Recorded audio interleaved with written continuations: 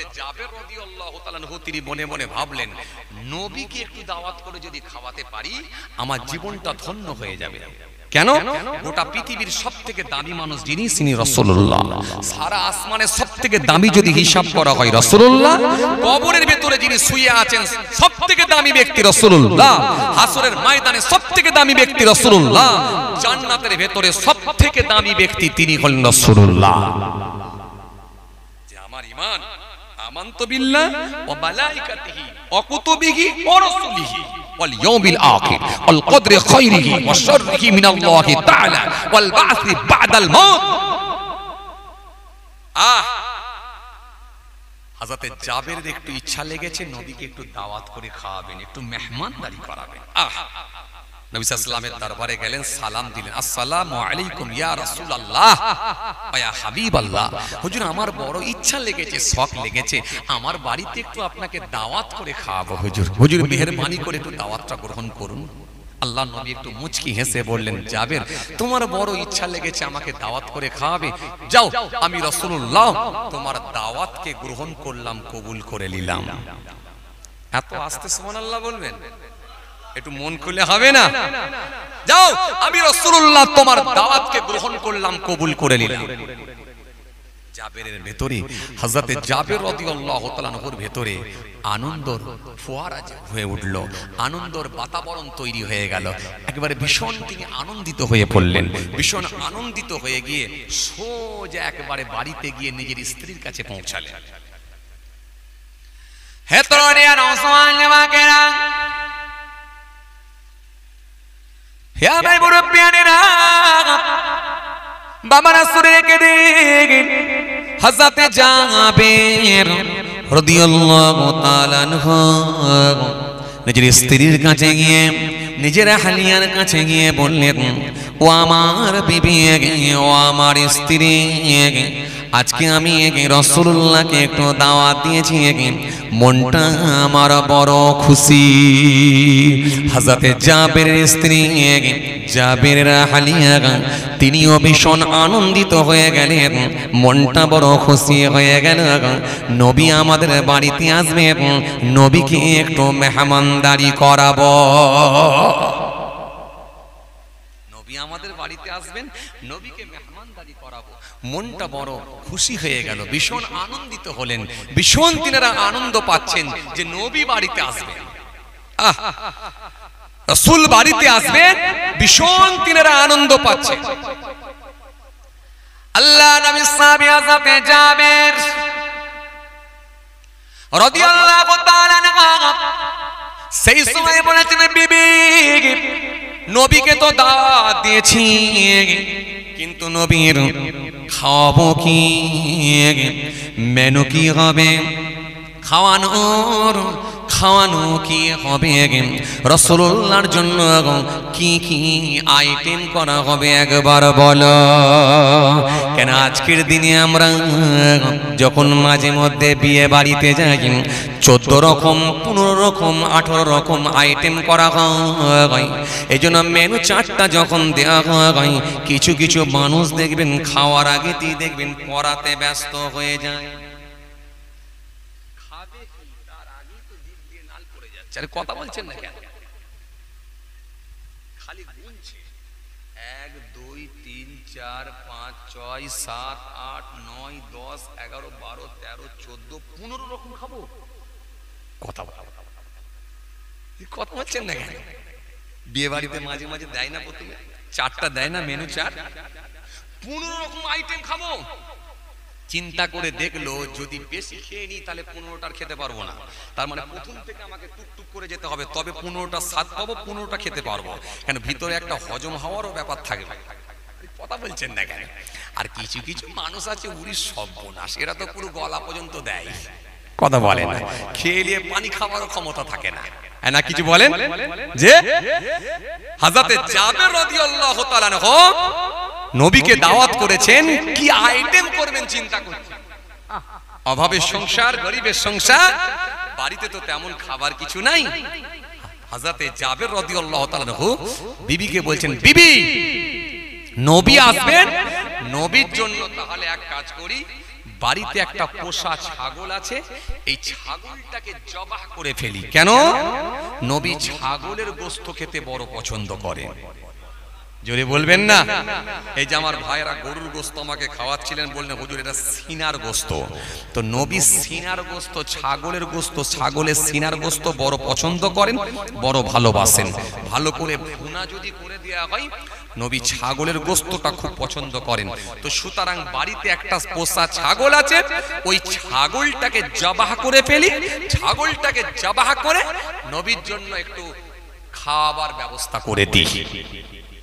হযরত জাবের রাদিয়াল্লাহু তাআলা নবীর স্ত্রী আহলিয়া তিনিও মেনে নিলেন। মেনে নিয়ে বললেন, হ্যাঁ, রাসূল করিম সাল্লাল্লাহু আলাইহি ওয়াসাল্লামের জন্য ছাগলের গোশতটাই রান্না করা হোক, ছাগলের গোশত রান্না করা হোক। আল্লাহু আকবার। ছাগলের গোশত রান্না হবে, শুনছেন কথা? ছাগলের গোশত ভুনা হবে, রান্না হবে, রান্না হবে। নবীকে দাওয়াত দিয়েছেন, বাড়িতে আসবেন, ছাগল জবাহ হবে। ছাগলটাকে নিয়ে গিয়ে একটা নির্দিষ্ট স্থানে হযরতে জাবের রাদিয়াল্লাহু তাআলা আনহু তিনি জবাহ করে ফেললেন। জবাহ করে ফেললেন, ছাগলটা জবাহ হয়ে গেল। কথা বুঝে আসছে? ছাগল জবাহ করে ফেললেন। যেমন আমরাও জবাহ করে খাই, জবাহ করার কিছু শর্ত আছে, আমি পূর্বের ক্যাসেটে আলোচনা করেছি। খাদ্যনালী, শ্বাসনালী, দুটো রক্তনালী কাটতে হয়, পাশাপাশি আল্লাহর নাম নিতে হয়, এবং জবাহ করার পূর্বে ওই ছুরিটাকে উত্তম রূপে ধার করতে হয়, পর্যাপ্ত ধার দিতে হয়, যাতে করে প্রাণীর কোনো কষ্ট না হয়। এমনকি জবাহ করার পূর্বে যখন ওই পশুকে নিয়ে যাওয়া হবে, জবাহকৃত কোনো পশুর যেন চোখে না পড়ে, একটু দৃষ্টি আড়াল করে নিয়ে যেতে হয়। অনেক কিছু ব্যাপার আছে, শর্ত আছে। হাদিসে এসেছে, নবী বলেছেন, লা'নাল্লাহু মান জাবা'a লিগায়রিল্লাহ ওয়া লা'নাল্লাহু মান সারাকা মানারাল আরদ। জবাহ করতে হয় কার নামে? আল্লাহর নামে। গায়রুল্লাহর নামে জবাহকৃত পশু সেটাও খাওয়া হারাম, তার উপরে লানত হবে, লানত। কথা কিছু বুঝে আসছে? তো এই বিস্তারিত অনেক আলোচনা আছে। যাই হোক, হযরতে জাবের রাদিয়াল্লাহু তাআলা আনহু তিনি ছাগলটাকে একটা নির্দিষ্ট স্থানে নিয়ে গিয়ে জবাহ করে ফেললেন। জবাহ হয়ে গেল, ওই সুন্দর করে পিস পিস করে কেটে একেবারে ধুয়ে নিয়ে ধৌত করে নিজের স্ত্রীর হাতে তুলে দিলেন। দিয়ে বলে, বিবি এবার তুমি পাকিয়ে ফেলো, রান্নাটা করো, একটু কষা করে ফেলো, একেবারে ভুনা সুন্দর করে করো। নবী আসবেন, একটু ভালো করে ভুনা করো। স্ত্রী রান্না করছেন, হঠাৎ করে দেখা যায় জাবের রাদিয়াল্লাহু তাআলা আনহুর ছোট সন্তান, ওনার ছোট ছেলের ঘুমটা ভেঙে গেল। ঘুমটা ভেঙে যাওয়ার পরে দেখছেন বাড়িতে আর ছাগলটা নাই। বড় ভাই আব্দুল্লাহকে ডেকে বলছেন, বড় ভাইকে ডেকে বলছেন, বড় ভাই আমার সেই পছন্দের ছাগলটা কোথা বলো তো? হযরত জাবের রাদিয়াল্লাহু তাআলা আনহুর ছোট সন্তানের বয়স 4 থেকে 5 বছর, আর বড় ভাইয়ের বয়স হলো 7 থেকে 8 বছর। তার মানে দুজনই নাবালক শিশু। এখন বড় ভাইকে যখন বলা হচ্ছে, বড় ভাই আমার সেই পছন্দের ছাগলটা কোথায়? যেমন অনেকে দেখবেন আমরা বাড়িতে ছাগল পুষি, অনেকে আছে গরু পোষে, গাভী পোষে, অনেকে আছে দেখবেন মুরগি হাঁস পোষে। এগুলো পোষে না বাড়িতে? অনেকে পোষে না? পোষে। তো বাড়িতে একটা ছাগল পুষেছিলেন, এই ছাগলটা খুব পছন্দের ছিল কার? হযরতে জাবের রাদিয়াল্লাহু তাআলা আনহুর ছোট সন্তানের। কথা কিছু বুঝে আসছে? তো তিনি বললেন যে আমার সেই পছন্দের ছাগলটা কোথায়? যেমন অনেকে দেখবেন বাড়িতে আবার পাখি পোষে, আমি তবে একটু মানা করব, উড়ন্ত পাখিকে যেন খাঁচাতে বন্দি করে রাখবেন না। উড়ন্ত পাখিকে যদি খাঁচাতে বন্দি করে রাখা হয়, না জানি ওই পাখিটা যদি মারা যায়, এটা কাবিরা গুনাহ হতে পারে, কাবিরা গুনাহ হতে পারে। কারণ উড়ন্ত পাখিকে যদি খাঁচায় বন্দি করে রাখা হয়, এটা কাবিরা গুনাহ হওয়ার সম্ভাবনা আছে যদি মারা যায়। কেন বলেন তো? একটা এই যে আমরা স্বাধীনভাবে ঘোরাফেরা করি, এখন যদি কাউকে বলা হয় তোমাকে একটা কামরার ভেতরে বন্দি করে রাখা হবে, 3 বেলা ভালো মন্দ খাওয়ানো হবে, তোমাকে চিকেন বিরিয়ানি দেয়া হবে, মটন বিরিয়ানি দেয়া হবে, বিফ বিরিয়ানি দেয়া হবে, আমরা কি একবারও রাজি হব? আমরা বলবো ভাই সম্ভব না, আমার ধোয়া ভাত আলু ভর্তা অনেক যথেষ্ট ভালো আছে, কিন্তু খাঁচার ভেতরে বা একটা রুমের ভেতরে বন্দি থাকতে এর পারা যাবে না, এটা সম্ভব না। তো উড়ন্ত পাখিকে যদি খাঁচার ভেতরে বন্দি করে রাখা হয়, এই পাখিটা উড়তে না পেরে কষ্টের চোটে যদি মারা যায় হতে পারে এটা কাবিরা গুনাহ হয়ে যেতে পারে।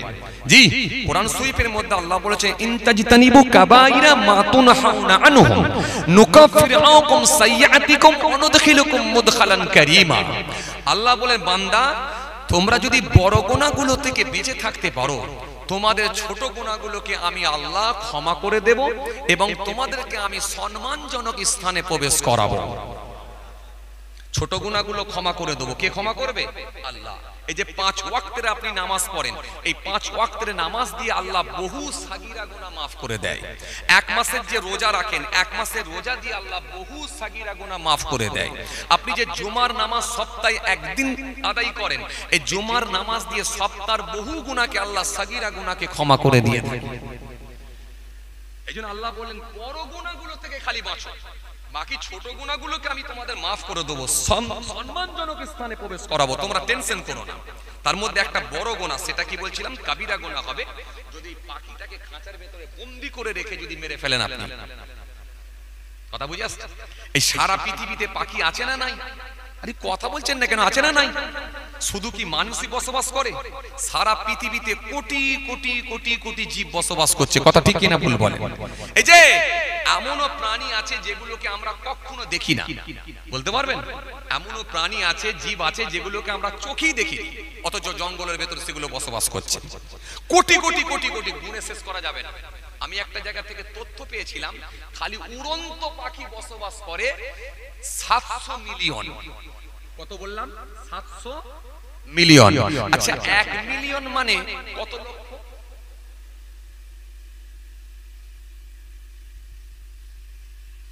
কথা বলে না, কে ভালো বলতে পারবে? এই ক্যামেরাম্যান ভাই সব চালিয়ে দিয়ে চলে গেছে, ওরা থাকলে বলতে পারতো যে এই যে দেখছেন না কটা ক্যামেরা, 1 2 3 4 5 6 7 8 9 10 11 12 13 14 15 16 17 18 19 20 21 22, হ্যাঁ 10 লাখ। এই দেখেন বলে দিল, দেখলেন তো? ক্যামেরাম্যান ভাই বলতে পারবে। 1 মিলিয়ন মানে যদি 10 লাখ হয় তো 700 মিলিয়ন মানে কত হবে? 1 মিলিয়ন মানে যদি 10 লাখ হয়, 7 মিলিয়ন মানে তাহলে নিশ্চয়ই 70 লাখ। তাহলে 7 মিলিয়ন মানে যদি 70 লাখ হয় তো 700 মিলিয়ন মানে কত লাখ হবে? কত কোটি হবে?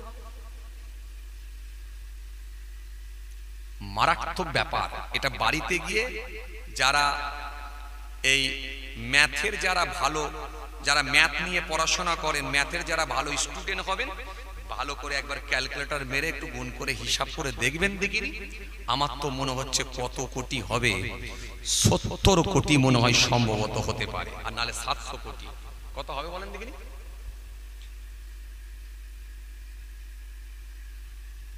1 মিলিয়ন মানে যদি 10 লাখ হয়, 7 মিলিয়ন মানে তাহলে 70 লাখ, আর 700 মিলিয়ন মানে তাহলে কত কোটি? 700 কোটি। ভাই বলছেন 700 কোটি। 700 কোটি যদি হয়ে থাকে, বাড়িতে একবার হিসাব করে দেখে নেবেন, তাহলে 700 কোটি পাখি খালি বসবাস করে। কথা বলে না, শুনছেন কথা? আচ্ছা মানুষ কত কোটি বসবাস করে গোটা পৃথিবীতে?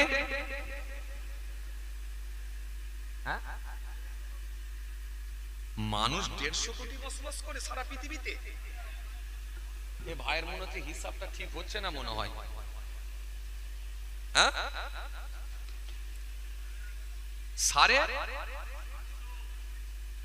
হ্যাঁ, 750 থেকে 800 কোটি মানুষ বসবাস করে গোটা পৃথিবীতে। 150 কোটি তো ভাই, 140 কোটি তো খালি ভারতবর্ষে। আর আপনি আমেরিকা ধরবেন না, রাশিয়া ধরবেন না, ফ্রান্স ধরবেন না, লন্ডন ধরবেন না, জার্মান ধরবেন না, জাপান ধরবেন না, যে বাংলাদেশ ধরবেন না, শ্রীলঙ্কা ধরবেন না, পাকিস্তান ধরবেন না, আফগানিস্তান ধরবেন না, আরব ধরবেন না, দুবাই ধরবেন না, গোটা পৃথিবী জুড়ে তাহলে 750 থেকে 800 কোটি মানুষের বসবাস। তাহলে পাখির একটা হিসাব দিলাম 700 মিলিয়ন। খুব ভালো করে শুনবেন, 700 মিলিয়ন পাখি যদি খালি উড়ন্ত থাকে পাখি, তাহলে এবারে হিংস্র প্রাণী কত হতে পারে? বাঘ আছে, ভল্লুক আছে, চিতাবাঘ আছে, হাতি আছে, ঘোড়া আছে, শিয়াল আছে। আরে কথা বলছেন না কেন? চা বাবা ঘাটটা লাড়েননি কেন বাপ? আছে না নাই? তাহলে কত কোটি হতে পারে এর কোনো হিসাব দেওয়া মুশকিল, কঠিন। আচ্ছা এবারে আসে, আচ্ছা তাহলে এত কোটি কোটি প্রাণী যখন আল্লাহ যখন পৃথিবীর জমিনে বানিয়েছেন, আচ্ছা মরে গেলে কটা দেখতে পান?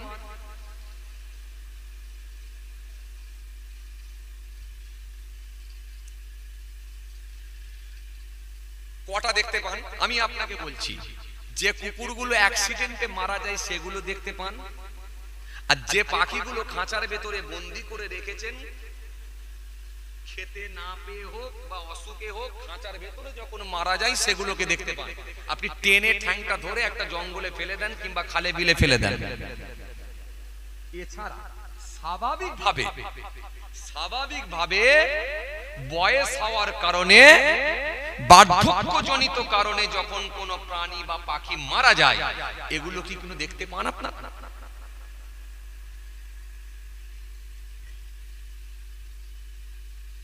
বয়স হওয়ার কারণে, বার্ধক্যজনিত কারণে যখন কোনো প্রাণী মারা যায় সেগুলোকে আপনি দেখতে পান না। যদি এই রকম মৃত্যু দেখতেন না, তাহলে একবার স্বরূপনগর বাজারে যেতে হলে আপনাকে অন্তত 15 থেকে 18টা খালি মরা দেখতে হতো রাস্তায় পড়ে আছে।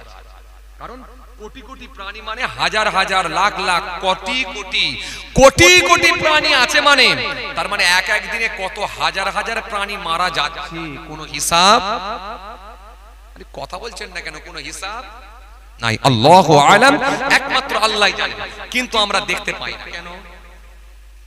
অর্থাৎ জাবের থেকে এসেছে, কিতাবের মধ্যে পাওয়া যায়, তিনি বলছেন যে বার্ধক্যজনিত যখন কোনো প্রাণীর মৃত্যুর সংবাদ এসে পৌঁছায়, আল্লাহর তরফ থেকে একটা মেসেজ এসে যায়। মেসেজ, বার্ধক্যজনিত কারণে যখন কোনো প্রাণী মারা যায় একটা মেসেজ আসে। কি মেসেজ? যে তোমার বার্ধক্যজনিত কারণে ওই প্রাণীটা মারা যাবে, মৃত্যুবরণ করবে। এই মৃত্যুর পূর্বে ওই প্রাণীটা একটা নির্দিষ্ট স্থানে চলে যায়, কারণ মরার জন্য সে রেডি হয়ে যায়। কথা কিছু বুঝতে পারছেন? কোথায় যায়? পাহাড়ের গুহার ভেতরে হতে পারে, কোন গভীর জঙ্গলের ভেতরে হতে পারে, কিংবা কোনো মাটির সুরঙ্গের মতো হতে পারে, কিংবা কোনো নদীর কিনারায় হতে পারে, কিংবা কোনো নদীর চরে গিয়ে হতে পারে। ওরা মৃত্যুর জন্য অপেক্ষা করে, ইন্তজার করে। জাস্ট টাইমে মৃত্যু হয়, ওইখানে রয়ে যায়, পড়ে মরাটা রয়ে যায়, গলে পোকামাকড় হয়ে ইত্যাদি ইত্যাদি হয়ে ফিনিশ হয়ে যায়। কিন্তু পরিবেশটাকে আমার আল্লাহ স্বচ্ছ রাখেন, যাতে করে আমার বান্দাদের কোনো ক্ষতি না হয়। বলবেন না সুবহানাল্লাহ? একটু মন খুলে বলবেন না? কারণ আপনি যদি একবার স্বরূপনগর বাজারে যান, অন্তত 10টা মরা দেখতে পাবেন। এই 10টা মরা যদি পড়ে থাকে, এদের গ্যাস, গন্ধ, দুর্গন্ধ ছড়াবে, পোকা মাকড় ইত্যাদি ইত্যাদি হবে, কাক চিলে এসে খাবে, একটু করে রাস্তায় ছড়িয়ে দেবে। এতে রোগের সৃষ্টি হতে পারে, স্বাস্থ্যের ক্ষতি হতে পারে। এই স্বাস্থ্যের ক্ষতি করতে দেবেন না। মানুষকে সৃষ্টির সেরা মানব করে আল্লাহ বানিয়েছেন, আর পৃথিবীটাকে স্বচ্ছ বানানোর জন্য, স্বচ্ছ রাখার জন্য আল্লাহ ওদেরকে মেসেজ দিয়ে নির্দিষ্ট স্থানে গিয়ে মৃত্যু দেন, যাতে করে এই পৃথিবীটাকে আমার আল্লাহ পরিষ্কার স্বচ্ছ করে রেখে দেন। কথা কিছু বুঝতে পারছেন বা? চলুন, কি বলতে বলতে চলে আসছিলাম যেন ভাই? হ্যাঁ, ছাগল জবাহ। ছাগল যখন জবাহ হয়ে গেছে, হযরতে জাবের রাদিয়াল্লাহু তাআলা আনহুর ছোট সাহেবজাদার খুব পছন্দের ছাগল। যেমন অনেক সময় আমরা বাড়িতে দেখবেন বিড়ালও পছন্দ করি, কেউ কবুতর পছন্দ করি, পায়রা পছন্দ করি। কথা তো পছন্দের ছাগল, এই ছাগলটা যখন নাই খুঁজে পাচ্ছে না, বড় ভাই আব্দুল্লাহকে ডেকে বলছে, ভাই আমার পছন্দের ছাগলটা কোথায় গো? বড় ভাই আব্দুল্লাহ সেই সময় বলেছিল, ভাই ও আমার ছোট ভাই, তোমার ওই পছন্দের ছাগলটাকে আব্বা জান আজকে জবাহ করে ফেলেছে, জবাহ করে দিয়েছে। ওই ছাগলটাকে জবাহ করা হয়ে গেছে। যার কারণে তুমি আর দেখতে পাচ্ছ না। ছোট ভাই হতভম্ব হয়ে গেলেন, অবাক হয়ে গেলেন। অবাক হয়ে গিয়ে বললেন, ও আমার বড় ভাই, জবা আবার কি জিনিস? 4 থেকে 5 বছর বয়স, তো বাচ্চা কিছু বোঝে না, বাচ্চা মানুষ বলে জবা আবার কি জিনিস? বড় ভাই বলছে, জবা বোঝো না, প্রাণীকে শুইয়ে দিয়ে গলায় ছুরি চালাতে হয়। বলে সে আবার কেমন ধরনের? বড় ভাই যেই কথা বলেছে তখন ছোট ভাই বলছে, সে আবার কেমন ধরনের? তখন বড় ভাই বলছে, আচ্ছা তুমি কি দেখবে? বলে অবশ্যই দেখবো। দেখবে মানে? অবশ্যই আমি দেখবো, আমাকে দেখাও কিভাবে জবাহ করতে হলো, কিভাবে জবাহ করা হলো, আমাকে দেখাও। যখন বলেছে আমাকে দেখাও, তখন বড় ভাই বলছে, চলো তাহলে তোমাকে দেখাই আমি। বলে জবাহার স্থানে নিয়ে গিয়ে ছোট ভাইকে সাথে করে নিয়ে বড় ভাই বললেন, দেখো এই জায়গাটায় ছাগলকে জবাহ করা হয়েছে। তখন বড় ভাই বলছে কিভাবে? ছোট ভাই বলছে কিভাবে জবাহ হলো? বলে ছাগলটাকে শুইয়ে দিয়ে গলার উপরে এইরকম করে ছুরি চালিয়ে দেওয়া হলো, যার কারণে জবাহ। বলে তাই নাকি? বলে হ্যাঁ। বলে তাহলে জবাহটা কেমন করে করতে হয় আমাকে একটু দেখাও তো, তুমি দেখবে? বলে হ্যাঁ। এখন বড় ভাই সেও মাত্র 7-8 বছর বয়স, সেও বোঝে না, বাচ্চা মানুষ। ঘর থেকে ছাগল জবাহ করার সেই ছুরিটাকে নিয়েছে সোজা ছোট ভাইকে বলছে, তোমাকে দেখাবো তো, দেখাবো তো। ছোট ভাই বলছে অবশ্যই দেখাবে। দেখাবে মানে? দেখাবে না মানে? অবশ্যই দেখাবে। দেখবো বলি তো আমি এখানে এলাম। যেই বলেছে দেখবো বলে এখানে এলাম, অবশ্যই দেখাবে। তখন বড় ভাই বলছে, তাহলে লম্বা হয়ে শুয়ে পড়ো। বাচ্চা মানুষ বোঝে না। ছোট ভাই শুয়ে পড়েছে লম্বা হয়ে, সেও জানে না, লম্বা হয়ে শুয়ে পড়েছে। ছোট ভাই যখন লম্বা হয়ে শুয়ে পড়েছে, বড় ভাই তখন ওই ছুরিটা নিয়ে ঠিক ছাগল জবাহ করার মতোই গলাতে ধরে আর এইভাবে চালিয়ে দিল। যেই চালিয়ে দেয়া হলো, সঙ্গে সঙ্গে গলাটা কেটে গেল, রক্তপাত শুরু হলো, রক্তে জমিনটা লাল হয়ে গেল। কিছুক্ষণের মধ্যে ওই বাচ্চা, ছোট বাচ্চা নড়তে নড়তে নড়তে নড়তে নড়তে নড়তে নিস্তেজ হয়ে গেল, ইন্তেকাল হয়ে গেল, মারা গেল। যেই দেখেছে নিস্তেজ হয়ে গেছে, মারা গেছে, ছোট ভাই লড়েনি, বড় ভাই থরথর করে কাঁপতে শুরু করলো, এই তো মারা গেছে, আব্বা জানলে তো আমাকে মেরে ফেলবে, আব্বা জানলে তো আমাকে পেটাবে, এখন আমি কি করি? সামনে বাড়ির বারান্দার একটু দূরেতেই একটা খেজুরের গাছ ছিল, ওই খেজুরের গাছটা ধরে উপরে উঠে পড়েছে, উঠে ভয়ে চুপচাপ বসে আছে খেজুরের গাছের উপরে বসে আছে। কথা বুঝতে পারছেন? বসে আছে। হযরতে জাবের রাদিয়াল্লাহু তাআলা আনহু নবীকে দাওয়াত দিয়ে চলে এসেছে, মনটা বিরাট খুশি, রাসূলুল্লাহ বাড়িতে আসবে, আজকে নিজে হাতে করে নবীর ভালোবাসাতে ঘরগুলো, কামরাগুলো আমি জাবের পরিষ্কার করব। হযরতে জাবের রাদিয়াল্লাহু তাআলা আনহু ঘরগুলোকে, কামরাগুলোকে পরিষ্কার করতে লেগেছেন। নবী আসবেন, নবী আসবেন, বারান্দাটা পরিষ্কার করতে লেগেছেন, নবী আসবেন, মহলটা পরিষ্কার করতে লেগেছেন, রাসূলুল্লাহ আসবেন। পরিষ্কার করে দিয়ে যখনই একটু বাড়ির বাইরের দিকে গেছেন, খেজুরের গাছের দিকে গিয়ে একবার তাকিয়েছেন, ওই খেজুরের গাছের উপরের দিকে তাকানোর সাথে সাথে দেখতে পান ওই গাছের উপরে বসে আছেন বড় ছেলে আব্দুল্লাহ। আমার দিকে তাকিয়ে থরথর করে কাঁপতে শুরু করে দিয়েছি। বড় ছেলে খেজুর গাছের উপরে বসে থরথর করে কাঁপছে, কম্পন হচ্ছে। যখন দেখেছে থরথর করে কাঁপছে, কম্পন হচ্ছে, বাপ বুঝতে পেরেছে নিশ্চিত ভাবে অঘটনটা মনে হয় বড় ছেলেই ঘটিয়েছে, কিছু একটা ঘটনা ঘটেছে। আর বড় ছেলে গাছের উপর থেকে বুঝতে পেরেছে আব্বা মনে হয় আমাকে ধরে ফেলেছে, বুঝে গেছে।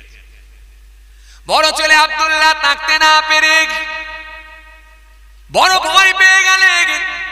ভয় পেয়ে গিয়ে বড় ছেলে আব্দুল্লাহ তাকতে না পেরে ওই খেজুরের গাছ থেকে নিচেতে যখন ঝাঁপ দিলেন, ঝাঁপ দিয়ে মনে মনে ভাবলেন আমি পালিয়ে যাব। দৌড়ে দৌড়ে পালাতে গিয়ে নিচেতে যেই ঝাঁপ দিলেন, ঝাঁপ দিয়ে স্লিপ করে গিয়ে সামনে একটা পাথর ছিল, ওই পাথরে গিয়ে মাথাটা ঠোকা হয়ে গেল। এত জোরে মাথাটা ঠোকা হয়ে গেল, মুহূর্তের মধ্যে মাথাটা ফেটে গিয়ে রক্তপাত শুরু হয়ে গেল। বড় ছেলে আব্দুল্লাহ ওই পাথরের গায়ে পড়ে গিয়ে থরথর করে, ওই বড় ছেলে আব্দুল্লাহ পাথরের গায়ে পড়ে গিয়ে কাঁপতে কাঁপতে ওই বড় ছেলে ইন্তেকাল হয়ে গেল, মারা গেল। একই দিনে কয়েক ঘন্টার ভেতরে দুটা লাশ বাড়িতে হয়ে গেল। হযরতে জাবের রাদিয়াল্লাহু তাআলা আনহু ঝরঝর করে কাঁদতে লাগলেন, বড় ছেলে আমার কি এমন ভাবে মৃত্যু হয়ে গেল চোখের সামনে। হযরতে জাবের ঝরঝর করে কাঁদতে লেগেছেন। হযরতে জাবেরের স্ত্রী খবর পেয়ে গেলেন। হযরতে জাবেরের স্ত্রী তিনি ওই স্পটে গিয়ে দেখলেন আমার বড় ছেলে ইন্তেকাল হয়ে গেছে। হযরতে জাবেরের স্ত্রী তিনিও ঝরঝর করে কাঁদতে লেগেছেন। এত কান্না কাঁদেন, এত কান্না কাঁদেন, দুটো চোখ দিয়ে পানি ঝরে যায়।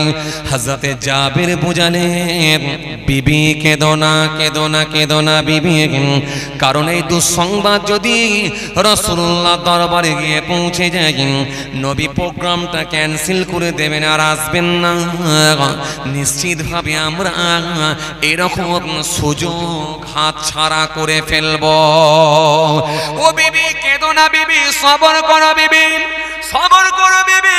বিবিকে বারে বারে সান্ত্বনা দিলে বিবি কান্না বন্ধ হয় না, দুটো চোখ দিয়ে পানি ঝরে যায়। হযরতে জাবের বারে বারে বুঝিয়ে বললেন, বিবি কেঁদো না, সবর করো, হয়তো আমার আল্লাহ আমাদেরকে পরীক্ষা নিচ্ছি। এই কথা বলে বিবিকে সান্ত্বনা দিয়ে হযরতে জাবের থাকতে না পেরে বাড়ি থেকে একটা মোটা কম্বল নিয়ে এসে ওই কম্বলের উপরে বড় ছেলেকে শুইয়ে দিয়ে পেঁচিয়ে পেঁচিয়ে গোল করে বাচ্চাটাকে তুলে নিয়ে গিয়ে ওই বাড়ির একটা সাইডে নিয়ে গিয়ে শুইয়ে দিলি।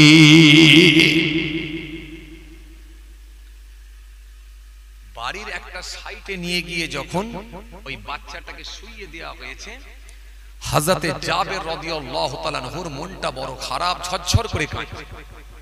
কাঁদতে কাঁদতে মনটা খারাপ, আবার মনকে বোঝাচ্ছেন নবী আসবেন, হতে পারে এটা আল্লাহর তরফ থেকে কোনো পরীক্ষা হতে পারে। এই কথা মনে করে তিনি ভেঙে না পড়ে বাড়ির মহলের দিকে ঘোরাঘুরি করছেন। ছাগল জবার স্থানে গিয়ে দেখলেন, হঠাৎ করে তিনি ওই দিকে গেছেন, গিয়ে দেখেন ছোট ছেলেটাও গলা কাটা অবস্থায় পড়ে আছে। হযরতে জাবের রাদিয়াল্লাহু তাআলা আনহু চিৎকার মেরে আবার কাঁদতে শুরু করেছেন। যেই কাঁদতে শুরু করেছেন, নিজের স্ত্রী আহলিয়ার কাছে খবরটা পৌঁছে গেল। তিনি এসে আবার কাঁদতে শুরু করলেন। একই দিনে দুটো লাশ, বড় ছেলে ইন্তেকাল করেছে, ছোট ছেলে ইন্তেকাল। বিবি ঝরঝর করে কাঁদছে, মার সহ্য করতে পারে না, সহ্য করার কথাও না। বুকের ভেতরে একেবারে বুকের ভেতরে এমন কাঁপুনি শুরু হয়ে গেছে, এত কম্পন হচ্ছে। একই দিনে কয়েক ঘন্টার ভেতরে দুটো লাশ। ঝরঝর করে কাঁদছে বিবি, আর সহ্য করতে পারছেন না, ঝরঝর করে কাঁদছেন। হযরতে জাবের বোঝাতে চাইলেন, বিবি কেঁদো না বিবি, সবর করো, এটা নিশ্চিতভাবে আল্লাহ আমাদেরকে পরীক্ষা নিচ্ছেন, 100% আল্লাহ আমাদেরকে পরীক্ষা নিচ্ছেন। তাহলে নবী আসবেন বাড়িতে, আমার বাড়িতে এরকম বড় বিপদ কেন হবে? নিশ্চয়ই আমার আল্লাহ আমাদেরকে পরীক্ষা নিচ্ছেন, আর এই পরীক্ষায় আমাদেরকে উত্তীর্ণ হতেই হবে। হযরতে জাবের বাড়ি থেকে আরেকটা মোটা বিছানা কম্বল নিয়ে এলেন, নিয়ে এসে ছোট ছেলেকে জাগিয়ে নিয়ে ওই বিছানার উপরে শুইয়ে দিয়ে পেঁচিয়ে পেঁচিয়ে গোল করে নিয়ে তুলে নিয়ে গিয়ে বড় ছেলে যেখানে শুইয়ে রেখেছিলেন পাশেতে গিয়ে শুইয়ে দিলেন। এখনো দাফন হয়নি, কাফন হয়নি, এখনো দাফন হয়নি, এখনো কবর দেওয়া হয়নি।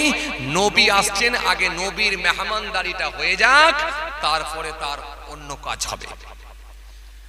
আল্লাহু আকবার। নবীকে কি ভালোবাসা দিয়েছেন একবার ভাবেন, একবার ভাবেন। তখনও পর্যন্ত নবীকে জানাচ্ছেন না যে বাড়িতে এরকম দুটো মৃত্যু একসঙ্গে। তখনো পর্যন্ত জানাচ্ছেন। আল্লাহু আকবার, কি ভালোবাসা নবীর প্রতি একবার ভাবেন। হে তরুণিয়া নওজোয়ান যুবকেরা, হে আমার মুরব্বিয়ানেরা, বাবা সূরা কিতাবের মধ্যে পাওয়া যায় আল্লাহ নবীর সাহাবী হযরত জাবির রাদিয়াল্লাহু তাআলা আনহু চোখ দিয়ে পানি ঝরে যায়, আর বারে বারে তিনি সবর করতে লেগেছেন। বিবি রান্না করছেন, চোখ দিয়ে পানি ঝরে যায়, বারে বারে সবর করতে লেগেছেন। এত কান্না, দুই দিকের চোখ দিয়ে পানি ঝরে যায়, কিন্তু রাসূলুল্লাহ আসবেন নবীর ভালোবাসায় আবার নিজের মনকে বোঝা, নবীর ভালোবাসায় মনকে আবার সান্ত্বনা দেন, বোঝান। নবী আসছেন, সব থেকে দামি মানুষকে আমরা পাবো, দামি নবীকে আমরা ঘরে পাবো। নবীকে বাড়িতে পাওয়া মানে আমরা ভাগ্যবান। সব কষ্ট ভুলে যাব নবীকে যখন আমরা বাড়িতে পেয়ে যাব। কি ভালোবাসা, কি রাসূলুল্লাহর প্রতি আন্তরিকতা, মহব্বত। নবী আসবেন বাড়িতে, রান্না হয়ে গেল নির্দিষ্ট সময়ে, নির্দিষ্ট টাইমে। আল্লাহ নবী উটের পিঠে চেপে হযরত জাবেরের বাড়ির দরজার সামনে এসে পৌঁছে গেলেন। দরজার সামনে যখন এসে পৌঁছে গেলেন, উটটা গিয়ে বসে পড়ল।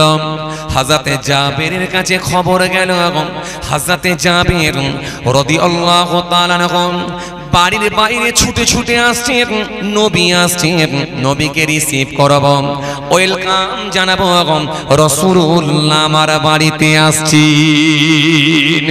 নবী বাড়িতে আসবেন, ওয়েলকাম জানাবো। হযরত জাবের দরজার বাইরে চলে গেছেন, উটটা এসে বসে গেছেন। আল্লাহ নবীর কাছাকাছি জাবের পৌঁছে গেছেন, এখনো নবীর কাছে পৌঁছাতে পারেননি। কিছুটা দূরে নবী আছে, হঠাৎ করে দেখা যায় হযরত জিবরাইল ফেরেশতা এসে হাজির হয়ে গেল। জিবরাইল এসে বলতে লেগেছেন, আসসালামু আলাইকুম ইয়া রাসূলুল্লাহ ওয়া ইয়া হাবিবাল্লাহ হুজুর। ও আল্লাহ নবী, আল্লাহ পাক আপনাকে সালাম দিয়েছেন হুজুর, আর আল্লাহ পাক আপনাকে জানিয়ে দিয়েছেন আজকে আপনি জাবেরের বাড়িতে খানা খাবেন ঠিকই, কিন্তু জাবেরের সন্তানদেরকে সাথে করে নিয়ে খানা খাবেন। জোরে বলতে পারেন না? খুশি মনে হয় না? জাবেরের সন্তানদেরকে সাথে করে নিয়ে খানা খাবেন। তখনও নবীকে জানানো হচ্ছে না যে জাবেরের দুই সন্তান মারা গেছে, মৃত্যুবরণ করেছে, এই কথা নবীকে জানানো হচ্ছে না। বরং বলা হচ্ছে রাসূল জাবেরের বাড়িতে খানা খাবেন, কিন্তু সন্তানদেরকে সাথে করে নিয়ে খানা খেতে বলেছে আল্লাহ। একটু মহব্বতে হয় না? সুবহানাল্লাহ। হযরত জাবেরের সন্তানদেরকে নিয়ে খানা খাবেন, এই কথা বলে দিয়ে হযরত জিবরাইল ফেরেশতা অদৃশ্য হয়ে গেলেন, গায়েব হয়ে গেলেন। কোথায় চলে গেলেন? আল্লাহর নবী হযরত জাবেরের সামনে দেখতে পেলেন। হযরত জাবের আমার রাসূলুল্লাহকে ভালোবেসে মুসাফা করলেন, সালাম দিয়ে দিলেন। সালাম দিয়ে মুসাফা করে রাসূলুল্লাহকে সাথে করে নিয়ে হযরত জাবের নিজের বাড়িতে নিয়ে গিয়ে সুন্দর বিছানায় বসালেন। বিছানায় বসিয়ে দিয়ে পানির ব্যবস্থা করে দিলেন। আল্লাহ নবী একটু হাতটা আপনি ধৌত করুন, এবারে আপনার জন্য আমি একটু খানা নিয়ে আসি। রাসূলুল্লাহর জন্য একটা একটা করে যখন খানা নিয়ে আসা হচ্ছে, আল্লাহ নবী হাত ধুতে যাবে, হঠাৎ করে আমার নবী বলে উঠলেন, হে জাবের, ও জাবের, তোমার সন্তানদেরকে ডাকো, আজকে আমি রাসূলুল্লাহ তোমার সন্তানদেরকে সাথে করে নিয়ে খাবো। আরো জোরে বলেন, আরো জোরে বলেন। হযরত জাবের কাঁদতে লাগলেন, ইয়া রাসূলুল্লাহ, ইয়া হাবিবাল্লাহ, আমার সন্তানদেরকে নিয়ে খাবেন, আমার সন্তানদার নাই। ঝরঝর করে কাঁদছেন, দুটো চোখ দিয়ে পানি বার হয়ে যায়। হযরতে জাবেরের স্ত্রী গিয়ে কামরার ভেতরে আছেন, তিনি আর সহ্য করতে না পেরে মুখটা ঢেকে দিয়ে, কাপড় দিয়ে ঢেকে দিয়ে এত কান্না কাঁদছেন, ও আল্লাহ নবী, আমার আর সন্তানরা বেঁচে নাই। আমার ছোট সন্তান গলা কাটা অবস্থায় মৃত্যুবরণ করেছে, আর আমার বড় সন্তান পাথরে ধাক্কা মেরে মাথা ফেটে গিয়ে মৃত্যুবরণ করেছে। আমার দুইটা সন্তান আজকে ইন্তেকাল হয়ে গেছে। আল্লাহ নাই বলেন, জাবের সবর করো, তোমার স্ত্রীকেও সবর করতে বলো। হে জাবের, বলো বলো বলো, তোমার সন্তানগুলো কোথায় আমাকে দেখাবে চলো। হযরতে জাবের রাসূলুল্লাহকে সাথে করে নিয়ে সে মরা সন্তানগুলোকে দেখাতে নিয়ে গেলেন, মৃত সন্তানগুলোকে দেখাতে নিয়ে গেলেন। দেখাতে নিয়ে গিয়ে আল্লাহ নবীকে দেখালেন, বাজার ওই কম্বল মোড়া, ওটা হলো আমার বড় সন্তান। হুজুর, এটা কম্বল মোড়া, এটা হলো আমার ছোট সন্তান। আমার বড় সন্তান বাজার পাথরে ধাক্কা মেরে হুজুর মাথাটা ফেটে মৃত্যুবরণ করেছে। আমার ছোট সন্তানের গলাটা কেটে দেওয়া হয়েছে, গলা কাটা অবস্থায় মৃত্যুবরণ করেছে। ওদের দুজনকে আমি কম্বল মুড়ে দিয়ে, কম্বল মুড়ে শুইয়ে দিয়েছি। ও আল্লাহ নবী আর বেঁচে নাই। আল্লাহ নবী সেই সময় বললেন, জাবের গো, কেঁদো না কেঁদো না কেঁদো না, আল্লাহর নির্দেশ হয়ে গেছে, তোমার সন্তানদেরকে সাথে করে নিয়ে খাবার। ও জাবের, চিন্তা করো না, একটু আমাকে সময় দাও।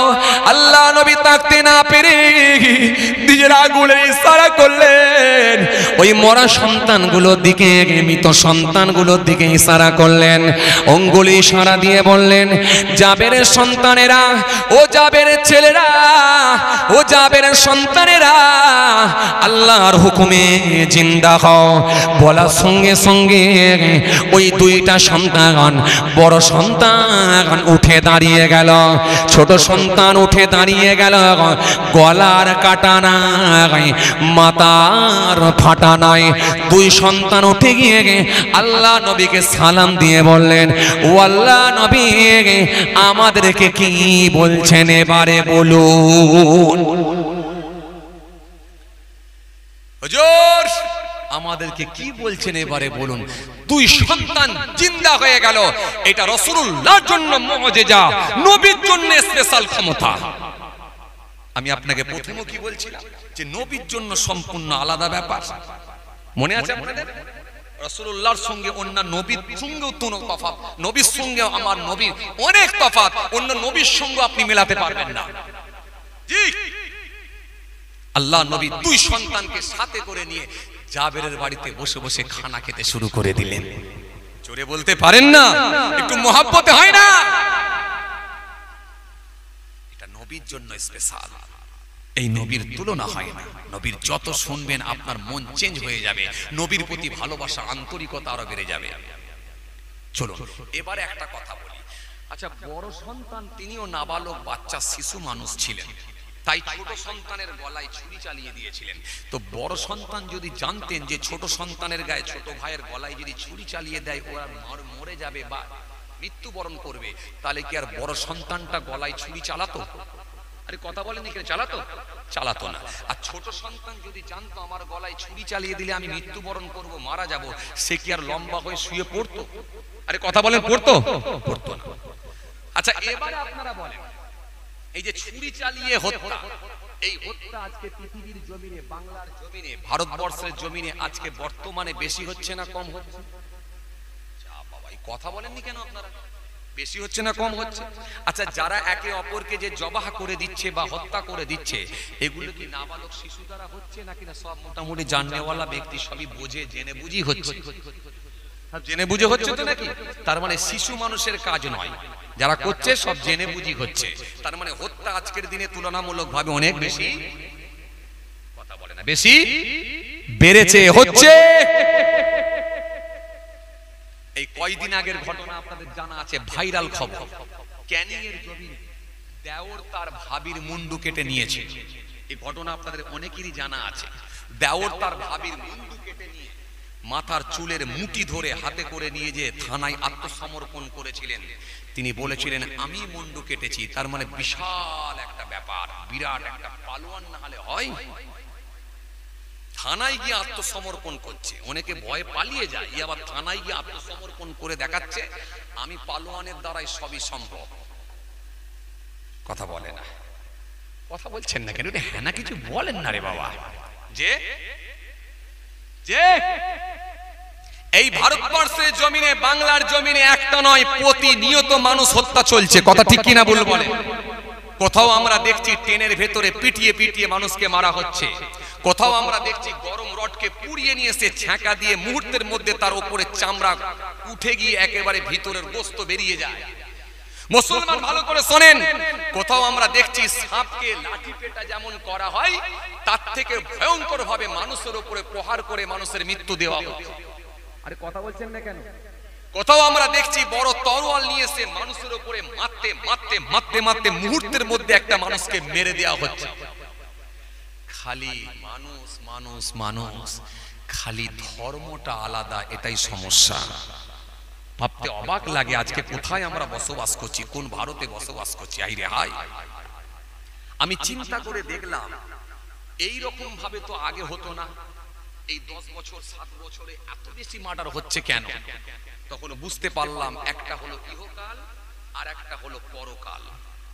কথা বলে না, হ্যাঁ না কিছু বলেন না রে বাবা। একটা হলো ইহকাল আর একটা হলো পরকাল।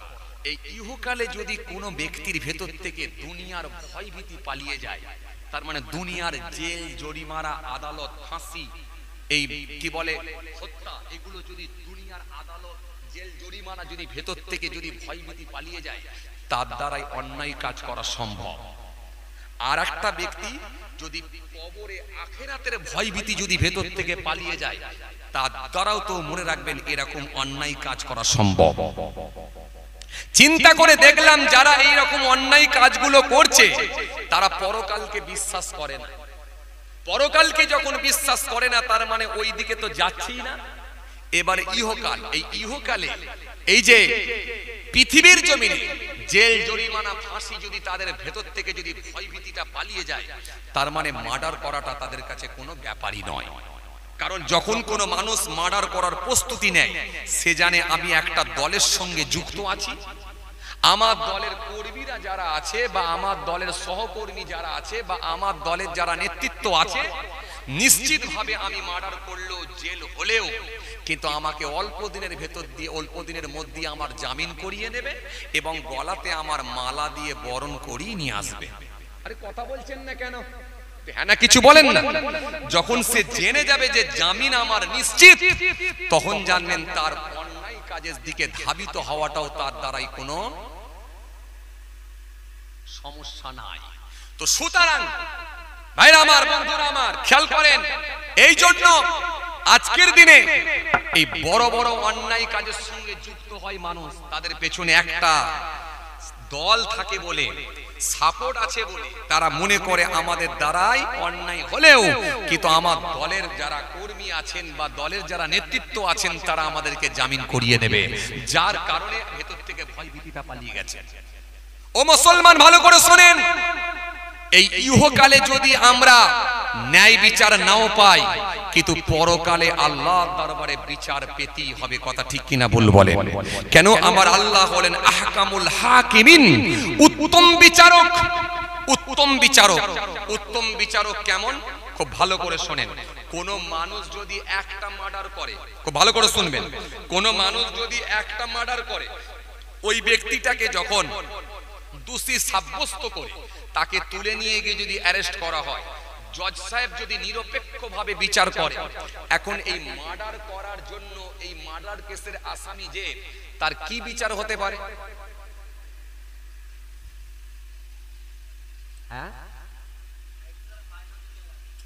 সাপোজ ধরুন না, যদি ন্যায় বিচার পায় তো কি বিচার পেতে পারে?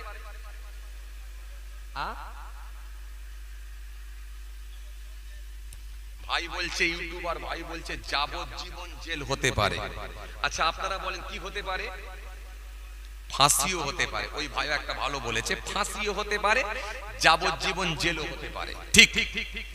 আচ্ছা এইবারে বলে, তাহলে একটা মার্ডার করার জন্য যদি ফাঁসি হয়ে যায়, কোন ব্যক্তি যদি মনে করেন 10টা মার্ডার করেছে, এখন 10টা মার্ডার করার পরে সে গ্রেফতার হয়েছে, জজ সাহেব এখন ফাঁসির রায় দিয়েছে, কটা ব্যক্তিকে ফাঁসি দেবে? একটু কথাবার্তা বলেন, আপনারা এত ঝিমিয়ে গেলেন কেন? একটু কথা বলেন। কটাকে ফাঁসি দেবেন? একটাকে। আচ্ছা মেরেছে কটা? মেরেছে 10টা। আর ফাঁসি হচ্ছে কটার? চাচা ঠিক বলছে? চাচা কি বলে? আচ্ছা চাচা কি বলে একবার দেখি। চাচা ঠিক বলছে? বলছে ওরা যা বলছে আমি তাই শুনছি, মানে নিজে থেকে আলাদাভাবে কোনো মন্তব্য করতে চান না আপনি। বলে আমি আর কি করব, বয়স্ক মানুষ, ওরা যা বলছে তাই শুনছি। তবে আপনাদের কথা শুনে হেসে ফেলেছে, তার মানে চাচাও বুঝতে পারছে যে একটা লোক 10টা মেরে একটা মরবে কেন, তার মানে বিচারটা ঠিক হচ্ছে না। চাচা চাচা হাসছে, কথা বুঝছেন? চাচা হাসছে। আচ্ছা এইবারে বলেন তো, একটা লোক 10টা মেরে যদি বিচার হয়, একটা ফাঁসি হয়, তাহলে বাকি রইল কটা?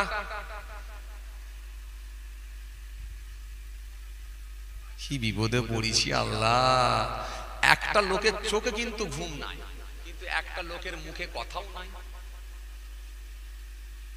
আপনারা যেখানে যান ঘুমান না, কথাও বলেন না, দুটো একসঙ্গে করে নেন নাকি? কথা বলেন না, একটু হ্যাঁ না কিছু বলেন না রে বাবা। যে একটা লোক যদি 10টা মার্ডার করে যদি আসামি ধরা পড়ে, তাকে যদি ফাঁসিতে ঝোলানো হয়, তাহলে একটা লোক যদি মরে, বাকি রইল কটা? 9টা। এই 9টার বিচার কে করবে? আল্লাহ করবে। ভালো বলেছেন, এইটাই বোঝাতে চাইছিলাম। এই জন্য তিনি হলেন আহকামুল হাকিমিন, উত্তম বিচারক, বিচারকদের বিচারক, উত্তম বিচারক।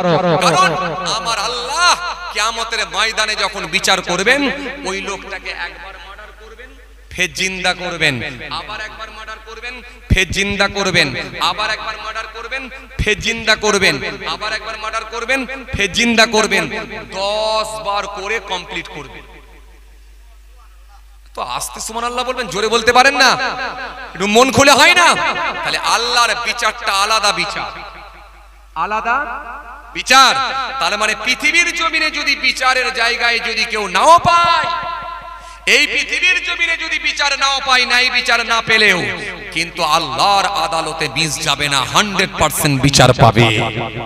জোরে বলতে পারেন না? খুশি মনে হয় না? চলুন এবার আমি আপনাদেরকে একটু বুঝিয়ে বলি, এই মার্ডার যদি করে দেওয়া হয় তার শাস্তি কি হতে পারে। কোরআন শরীফের মধ্যে আল্লাহ সুন্দর করে বললেন, وَمَن يَقْتُلْ مُؤْمِنًا مُتَعَمِّدًا فَجَزَاؤُهُ جَهَنَّمُ خَالِدًا فِيهَا وغضب الله عليه ولعنه وأعد له عذابا عظيما।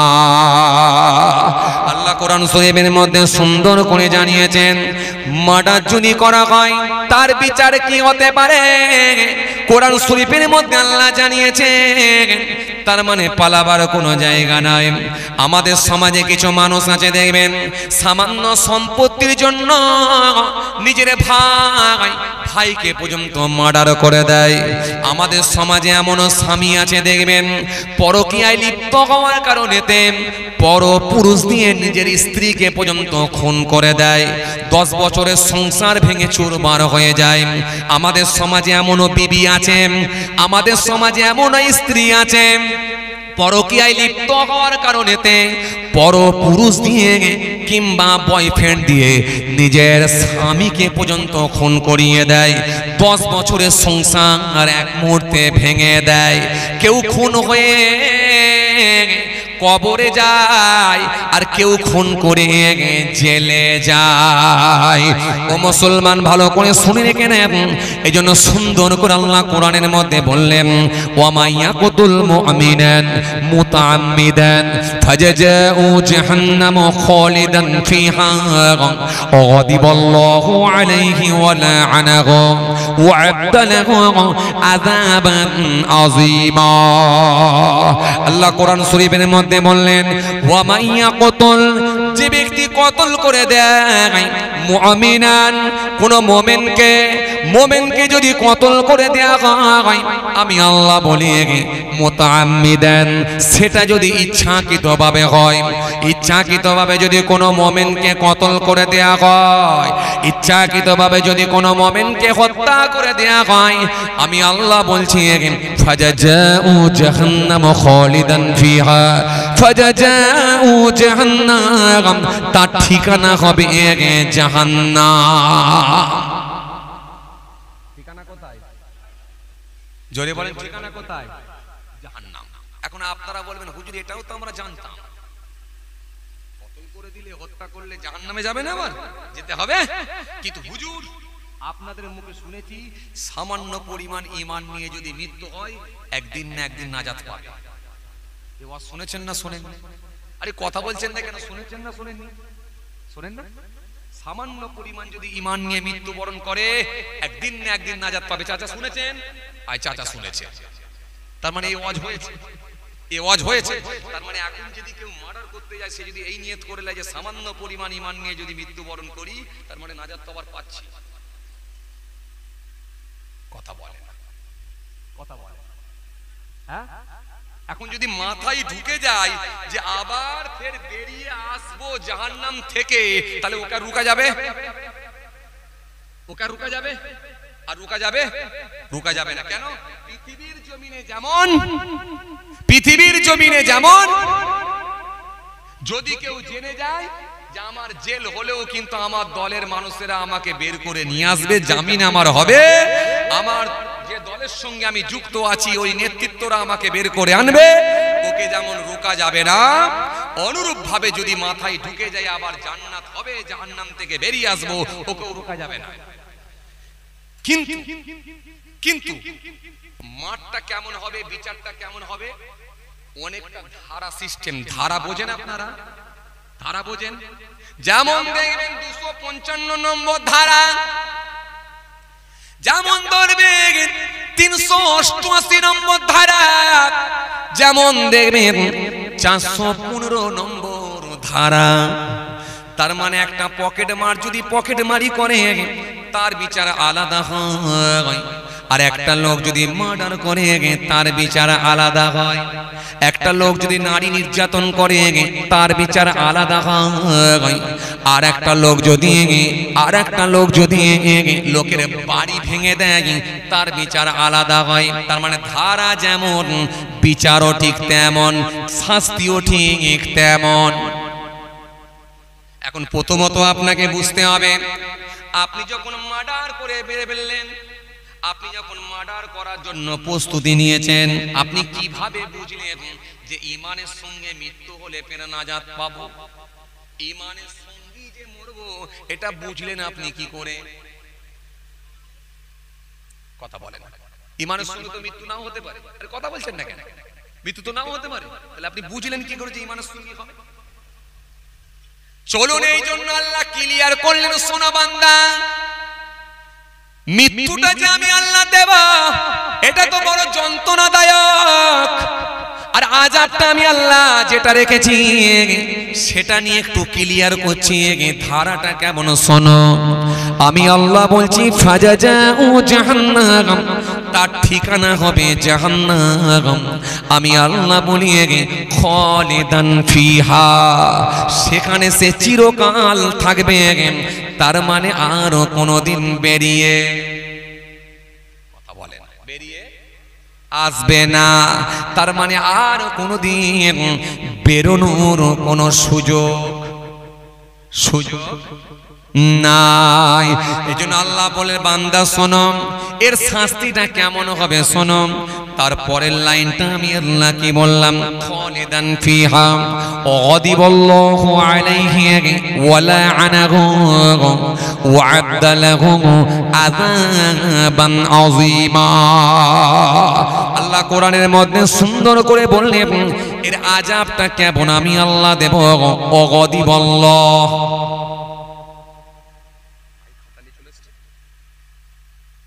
রেডি করে ফেলেন।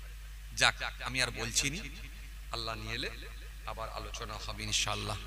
অনেক সময় আপনারা দিয়েছেন আলহামদুলিল্লাহ, আর আপনাদেরকে আমি কষ্ট দেবো না আলহামদুলিল্লাহ। যাই হোক, মাশাআল্লাহ মাশাআল্লাহ মাশাআল্লাহ, ঠিক আছে, আমি আর সময় নিচ্ছি না, আল্লাহ নিয়ে এলে আবার আলোচনা হবে ইনশাআল্লাহ।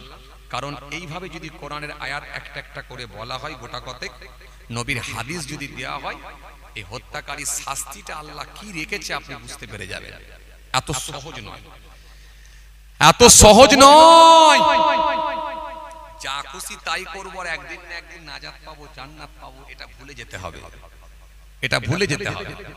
যাই হোক, আপনাদেরকে আমি আল্লাহ এত বেনিফিট দেবো, এত নেকি দেব, যে তারা যদি একটা কোনো নেকি করার ইচ্ছা পোষণ করে, অমনি তাদের নেকির খাতাতে একটা নেকি লেখা হবে।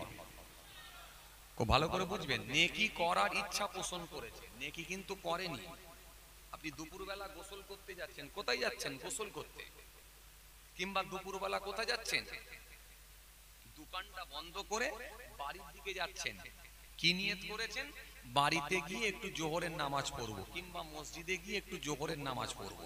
এই নিয়ত করে খালি দোকানের ঝাঁপটা বন্ধ করছেন। কি নিয়ত করেছেন? নামাজ পড়বো বলে ঝাঁপটা বন্ধ করছি। এই পরবার যে নিয়তটা করলো, অমনি তার নেকির খাতাতে আল্লাহ বলছে একটা নেকি দিয়ে দেবো। আর যখন সে নেকির কাজটা করে নেবে, আমি আল্লাহ খুশি হয়ে গিয়ে তার নেকির খাতাতে 10টা নেকি আল্লাহ লিখে দেবো। আর যদি কোনো ব্যক্তি গুনাহ করার ইচ্ছা পোষণ করে, আমি আল্লাহ বলছি তার গুনার খাতায় গুনাহ লিখবো না। যখন সে গুনাহ করবে, তখন তার গুনার খাতায় একটা গুনার কারণে, একটা গুনার জন্য একটা গুনাহই লেখা হবে। একটা পাপের জন্য একটা পাপই লেখা হবে, একটা গুনাহও লেখা হবে, 10টা হবে। মুসা সালাম তাওরাত কিতাব দেখে হতভম্ব হয়ে গেলেন, অবাক হয়ে গেলেন। তো বেশ মজার জিনিস, একটা নেকির কাজ করলে, একটা নেকি করার ইচ্ছা পোষণ করলে একটা নেকি হয়ে যাবে, আর নেকি করে নিলে 10টা নেকি হবে। গুনাহ করলে একটা গুনাহ হবে, গুনাহ করার ইচ্ছা করলে গুনাহ হবে না।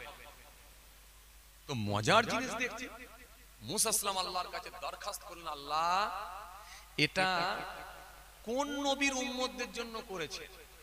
এটা কি আমার উম্মতদের জন্য করে দিয়েছেন? আল্লাহ বলেন, না, তোমার উম্মতদের জন্য আমি করিনি। আল্লাহ তাহলে ঈসা রুহুল্লাহর উম্মতদের জন্য করেছেন? হেতরানিয়া নওজওয়ান জামাকেরা, ইয়া মাই মুরাব্বিয়ানিরা গো, বাবা রাসূলের কে হযরত নবী মুসা আল্লাহ দরবারে দরখাস্ত করলেন, ও আমার আল্লাহ, ও আমার মালিক, ও আমার স্রষ্টা, এটা কি ঈসা রুহুল্লাহর উম্মতের জন্য করে দিয়েছেন? আমার আল্লাহ সেই সময় বলেছিলেন, মুসা ঈসা নবীর উম্মতের জন্য আমি আল্লাহ এটা করি না। ও আমার আল্লাহ, এটা আমার উম্মতের জন্য করেছেন। আমার আল্লাহ বললেন, ও মুসা শোনো, আমি আল্লাহ তোমার উম্মতের জন্য করি না। তাহলে কোন নবীর উম্মতের জন্য করলেন? আপনার এটা রিপিট হয়ে যাচ্ছে, রিপিট হচ্ছে বলে কথা জড়িয়ে যাচ্ছে। আপনি রিপিটটা বন্ধ করে হালকা ভাষা, কথা জড়িয়ে না যায়। আল্লাহ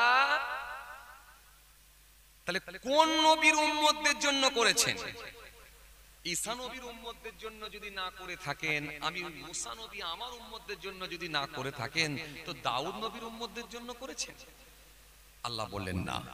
এক এক করে মুসা নবী আল্লাহ পাকের দরবারে যখন বলছে, আল্লাহ এক এক করে নাম বলতে লাগলেন, আল্লাহ তাহলে কোন নবীর উম্মতের জন্য করেছেন একটু বলেন। আমার আল্লাহ সেই সময় বলেন, শোনো মুসা,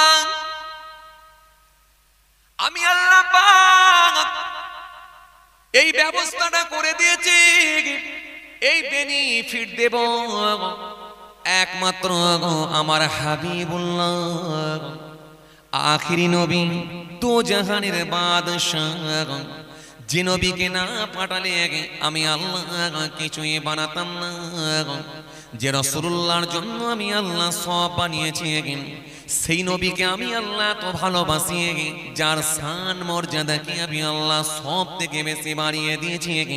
তাই কোরআনের মধ্যে আল্লাহ সুন্দর করে জানিয়ে দিয়েছেন, ওয়ারাফা'না লাকা যিকরাক।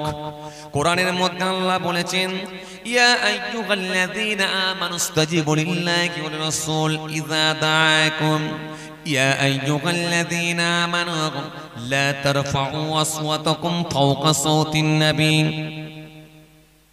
কোরআনের মধ্যে আল্লাহ সুন্দর করে বললেন, ইন্না আ'তাইনাকাল কাউসার ফাসাল্লি লিরাব্বিকা ওয়ানহার ইন্না শানিয়াকা হুয়াল আবতার। হে মুসা শুনে রাখো, এটা অন্য নবীদের জন্য নয়, এটা অন্য নবীদের উম্মতদের জন্য নয়। এ ফেসিলিটি, এ বেনিফিট একমাত্র আমার হাবিবুল্লাহর উম্মত যারা আসবে, আমার হাবিবের উম্মতের জন্য আমি আল্লাহ করে দিয়েছি। আরো জোরে বলেন, আরো জোরে বলেন। নামাজ পড়ার একটা নিয়ত করবে, অমনি একটা নেকি হবে। যখন সে একটা নেকির কাজ করবে, নামাজটা পড়ে নেবে, অমনি তার নেকির খাতায় 10টা নেকি হবে। সুবহানাল্লাহ একবার বলার নিয়ত করবে, অমনি নেকি হবে, একটা নেকি হবে। যখন সে সুবহানাল্লাহ বলে দেবে, অমনি তার নেকির খাতায় 10টা নেকি আমি আল্লাহ লিখে দেব। একটা নেকির নিয়ত করবে, নেকি করব এইটা খালি ভাববে, সঙ্গে সঙ্গে তার নেকির খাতায় একটা নেকি লেখা হবে। আর যখন সে করে ফেলবে, 10টা নেকি লিখে দেয়া হবে। কথা বুঝে আসছে? 10টা নেকি। আর যখন সে গোনা করার ইচ্ছা করবে, গোনা লেখা হবে না। যখন সে একটা গোনা করবে, অমনি তার গোনার খাতায় একটা গোনা লেখা হবে, 10টা গোনা হবে না। তাহলে নেকি করলে 10টা নেকি হয়, গোনা করলে একটা গোনা হয়। আর নেকি করার ইচ্ছা পোষণ করলে একটা নেকি হয়। তার মানে নেকিটা আল্লাহ কত দেবেন বলে আমাদেরকে আল্লাহ ভেবেছেন, বুঝতে পারছেন? তাহলে আমরা যদি সেই নেকি থেকে যদি বঞ্চিত হয়ে যাই, নিশ্চিতভাবে আমাদের ব্যর্থ ছাড়া অন্য কিছু নয়। আমরা ব্যর্থ হব, এটা ব্যর্থতা ছাড়া আর অন্য কিছু নয়। সুতরাং ভাইরা আমার, বন্ধুরা আমার, সাথী মহব্বতের ভাইরা, ভুল বুঝবেন না যে কথা বুঝাতে চাইছিলাম। আপনারা আলহামদুলিল্লাহ সেই আখিরি নবী, নূর নবী, নবী মুহাম্মদ রাসূলুল্লাহ সাল্লাল্লাহু আলাইহি ওয়াসাল্লামকে ভালোবেসে আজকে দোয়ার মাহফিল দিয়েছে।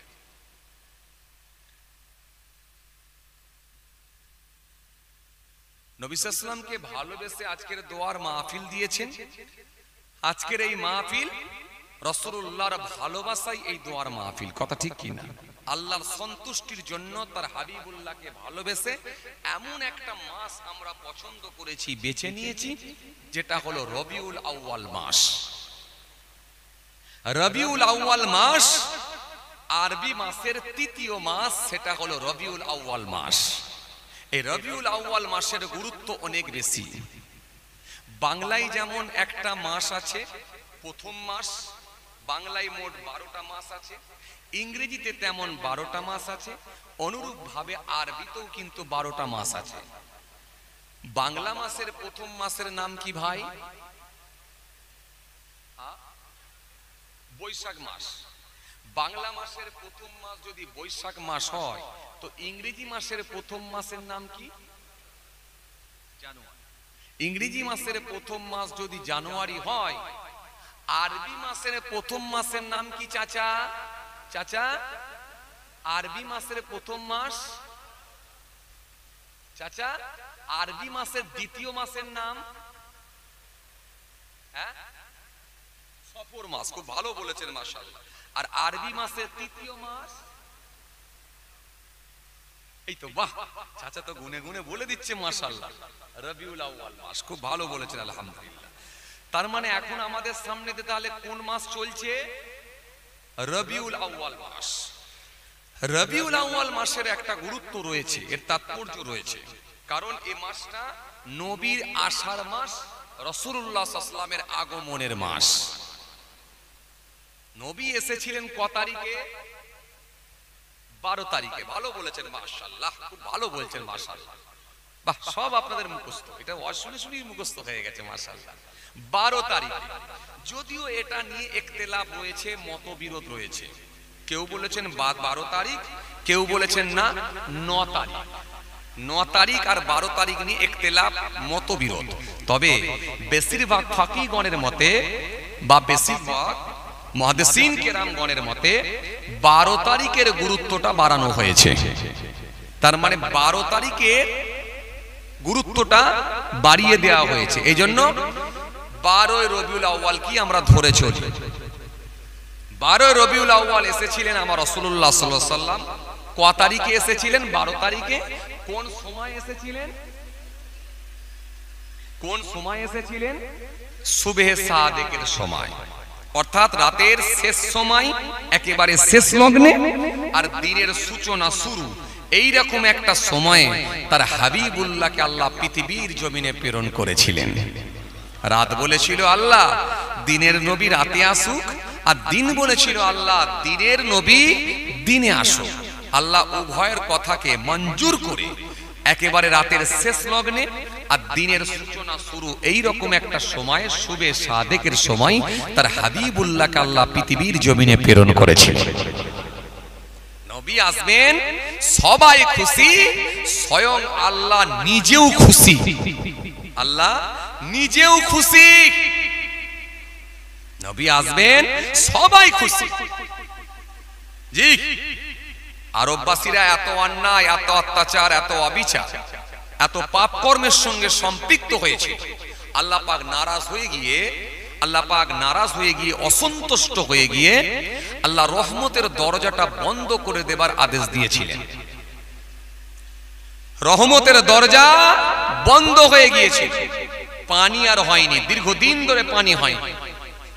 আরববাসীরা পানি পানি পানি করে চিৎকার শুরু করেছিল।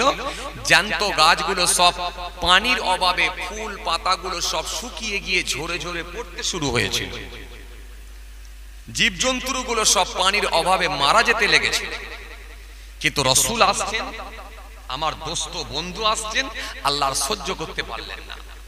রহমতের ফেরেশতাকে বলেন, ফেরেশতা দীর্ঘদিন ধরে আমি আল্লাহ অসন্তুষ্ট হয়ে গিয়ে, নারাজ হয়ে গিয়ে রহমতের দরজা বন্ধ করে দেওয়ার কারণেতে জমিনটা খরা হয়ে গেছে, নদী নালা খালবিল গুলো সব শুকিয়ে গেছে।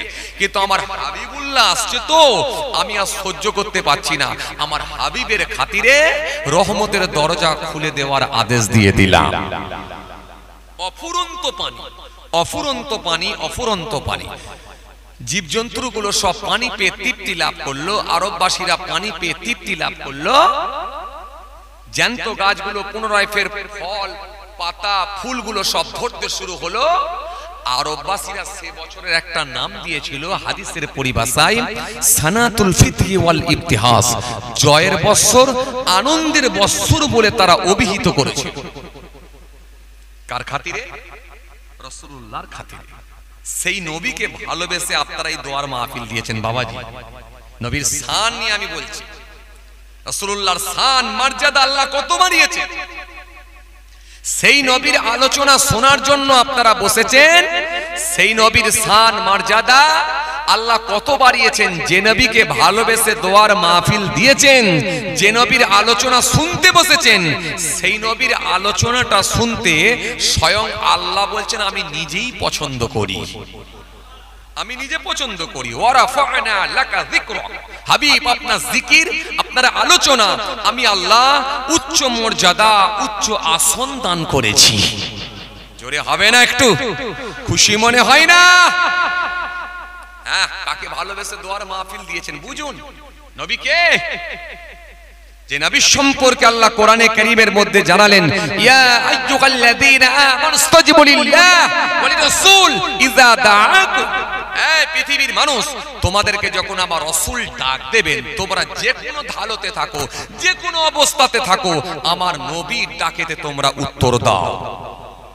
রাসূলুল্লাহর একজন বিখ্যাত সাহাবী ছিলেন, যার নাম হলো হযরত সাঈদ বিন মুআল্লা রাদিয়াল্লাহু তাআলা।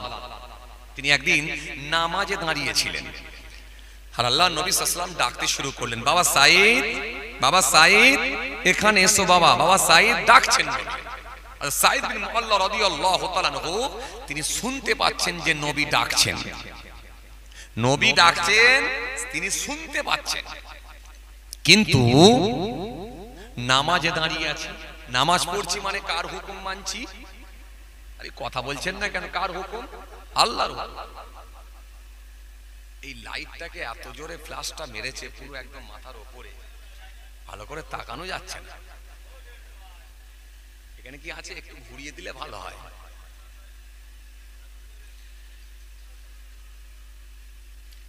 ভাইরা আমার, বন্ধুরা আমার, সাথী মহব্বতের ভাইরা, খেয়াল করেন যে কথা বুঝাতে চাইছিলাম। তো সাহাবী নামাজে দাঁড়িয়ে আছেন, নবী ডাকছেন, সাহাবী আর উত্তর দিতে পারছেন না। খুব ভালো করে শুনবেন। সাহাবী মনে মনে ভাবলেন নবীর ডাকের উত্তর দেওয়াটা আমার জরুরি ছিল, কিন্তু হুকুম মানছি কার? নামাজ পড়ছি মানে কার হুকুম মানছি? আল্লাহ। এখন নামাজ পড়ছি মানে আল্লাহর হুকুম মানছি, নবীর হুকুম, নবীর ডাক, নবীর ডাকের উত্তর দেওয়াটা আমার জন্য জরুরি ছিল, কিন্তু যেহেতু আমি আল্লাহর হুকুম মানছি, নামাজে দাঁড়িয়ে আছি, তার মানে আর উত্তর দেওয়া যায় না। তাই নামাজের সমাপ্তি ঘটিয়ে তাড়াহুড়ো করে রাসূল করিম সাল্লাল্লাহু আলাইহি ওয়াসাল্লামের কাছে গিয়ে হাজির। ও আল্লাহ নবী, বিয়াদবি নেবেন না, আমি নামাজে দাঁড়িয়ে ছিলাম তাই উত্তর দিতে পারিনি, হুজুর বিয়াদবি মাফ করেন, ক্ষমা করেন। আল্লাহ নবী সাল্লাল্লাহু আলাইহি ওয়াসাল্লাম বলে, সাহাবী নামাজ পড়ছিলে, তুমি বড় উত্তম কাজ করছিলে, ভালো কাজ করছিলে। কেন? আল্লাহর ইবাদত সমূহের মধ্যে সবথেকে শ্রেষ্ঠ ইবাদত হলো সালাত, নামাজ। as-salatu imaduddin, মান আকামা ফাকাদ আকামাদ্দিন ওয়া মান তারাকাহা ফাকাদ হাদামাদ্দিন। নামাজ হলো ধর্মের খুঁটি, নামাজ হলো দ্বীনের খুঁটি। যে নামাজ কায়েম করলো, দ্বীন কায়েম করলো। যে নামাজ ছেড়ে দিল, দ্বীনকে ধ্বংস করলো, দ্বীনকে খতম করলো, দ্বীনকে শেষ করলো। আল্লাহ বলছে, ইনতানসুল্লাহ ইয়ানসুরুকুম ওয়া ইউসাব্বিত আকদামাকুম। যে ব্যক্তি আমার দ্বীনকে সাহায্য করবে, আমি আল্লাহ কথা দিচ্ছি আমি তাকে সাহায্য করব। জোরে বলতে পারেন না? জি, ইন্নাস সালাতা তানহা আনিল ফাহশাই ওয়াল মুনকার। নিশ্চয়ই নামাজ সমস্ত রকমের অশ্লীলতা, নিশ্চয়ই নামাজ সমস্ত রকমের খারাপ কাজ থেকে মানুষকে দূরে রাখবে। এজন্য নামাজের গুরুত্ব অনেক বেশি। বাবা সাঈদ, তুমি নামাজ পড়ছিলে, খুব ভালো কাজ করছিলে, খুব নেকির কাজ করছিলে, কিন্তু তুমি কি কোরআনের এই আয়াত, ইয়া আইয়ুহাল্লাযীনা আমানুস্তাজিবু লিল্লাহি ওয়াল রাসূল ইযা দাআকুম, এই পৃথিবীর মানুষ, তোমাদেরকে যখন আমার হাবিব ডাক দেবেন, তোমরা যে কোনো হালতে থাকো, যে কোনো অবস্থাতে থাকো, আমার হাবিবের ডাকের উত্তর দাও। বাবা সাঈদ, তোমাকে ডেকেছে কে বলো দেখিনি? কে ডেকেছে? আমি রাসূলুল্লাহ ডেকেছি। সারা পৃথিবীর মানুষের জন্য আলাদা নিয়ম, আর আমি রাসূলুল্লাহর জন্য সম্পূর্ণ আলাদা নিয়ম। তুমি যদি আমার ডাকের উত্তর দিতে, নামাজ পড়া অবস্থাতেই যদি ডাকে উত্তর দিতে, তোমার নামাজের কোনো ক্ষতি হতো না। কারণ তুমি নামাজ পেয়েছো কার জন্য? আমি রাসূলুল্লাহর জন্য। রোজা পেয়েছো কার জন্য? আমি রাসূলুল্লাহর জন্য। হ্যাঁ, হজ পেয়েছো কার জন্য? আমি রাসূলুল্লাহর জন্য। আযান পেয়েছো কার জন্য? আমি রাসূলুল্লাহর জন্য। দ্বীন পেয়েছো, কোরআন পেয়েছো, ইসলাম পেয়েছো, কাবা পেয়েছো, সব কিন্তু আমি রাসূলুল্লাহর জন্যই পেয়েছো। কথা কিছু বুঝতে পারছেন? কাকে ভালোবেসে জলসার মাহফিল দিয়েছেন? হ্যাঁ, নবীকে ভালোবেসে জলসার মাহফিলটা দেওয়াও মানে একটা সৌভাগ্যের ব্যাপার। সৌভাগ্য না থাকলে হয়নি বাবাজি। যে এই জন্য রাসূলুল্লাহর শান আলাদা, অন্যান্য নবী থেকে আমার নবী সম্পূর্ণ ভিন্ন। আমার রাসূলুল্লাহ হলেন সম্পূর্ণ আলাদা। রাসূলুল্লাহর জন্য আলাদা নিয়ম, নবীর জোড়া আর হবে না। অন্যান্য নবীদেরকে আমার আল্লাহ একটা, দুইটা, তিনটা করে মিরাকেল, অলৌকিক ক্ষমতা আল্লাহ দিয়েছিলেন, কিন্তু রাসূলুল্লাহকে আল্লাহ পাক এত ভালোবাসতেন, নবীর জন্য একটা, দুটো, তিনটে, চারটে, পাঁচটা নয়, বরং আমার রাসূলুল্লাহ যখনই যেটা আমি আল্লাহকে বলবে, আমি আল্লাহ কথা দিচ্ছি আমার হাবিবের দরখাস্তকে কবুল করে নেব। কথা কিছু বুঝতে পারছেন? হ্যাঁ, অন্যান্য নবীদেরকে আমার আল্লাহ মিরাকেল আলাদা আলাদা দিয়েছিলেন, দুটো তিনটে করে এরকম নির্দিষ্ট করে দিয়েছিলেন, কিন্তু আমার হাবিবুল্লাহর জন্য একটা দুটো তিনটে চারটে পাঁচটা নির্দিষ্ট নয়, বরং আমার হাবিব যখনই যেটা বলবে আমি আল্লাহ আমার হাবিবের দরখাস্তকে মঞ্জুর করব। কাকে ভালোবেসেছেন একবার মনে রাখেন, মনে রাখেন সাহাবায়ে কেরামেরা এই রাসূলুল্লাহকে ভালোবেসে তারা জান্নাতি হয়ে গেলেন। নবী নবী নবী নবী ছাড়া কোনো গতি নাই। কোন নবী? যে নবীকে আমার আল্লাহ আমাদের জন্য ঈমান বলেছেন। ঈমান, ইয়া আইয়ুহাল্লাযীনা আমানু আমিনু বিল্লাহি ওয়া রাসূলিহি ওয়াল কিতাবিল্লাযী নাযালা আলা রাসূলিহি ওয়াল কিতাবিল্লাযী আনজালা মিন ক্বাবল ওয়া মান ইয়াকফুর বিল্লাহি ওয়া মালাইকাতিহি ওয়া কুতুবিহি ওয়া রাসূলিহি ওয়াল ইয়াউমিল আখির ফাকাদ দাল্লা দালালান বাঈদ। কথা কিছু বুঝতে পারছেন বাবাজি? এই নবী সম্পূর্ণ আলাদা। জি, এই জন্য মুসা নবী বলেছিলেন, আল্লাহ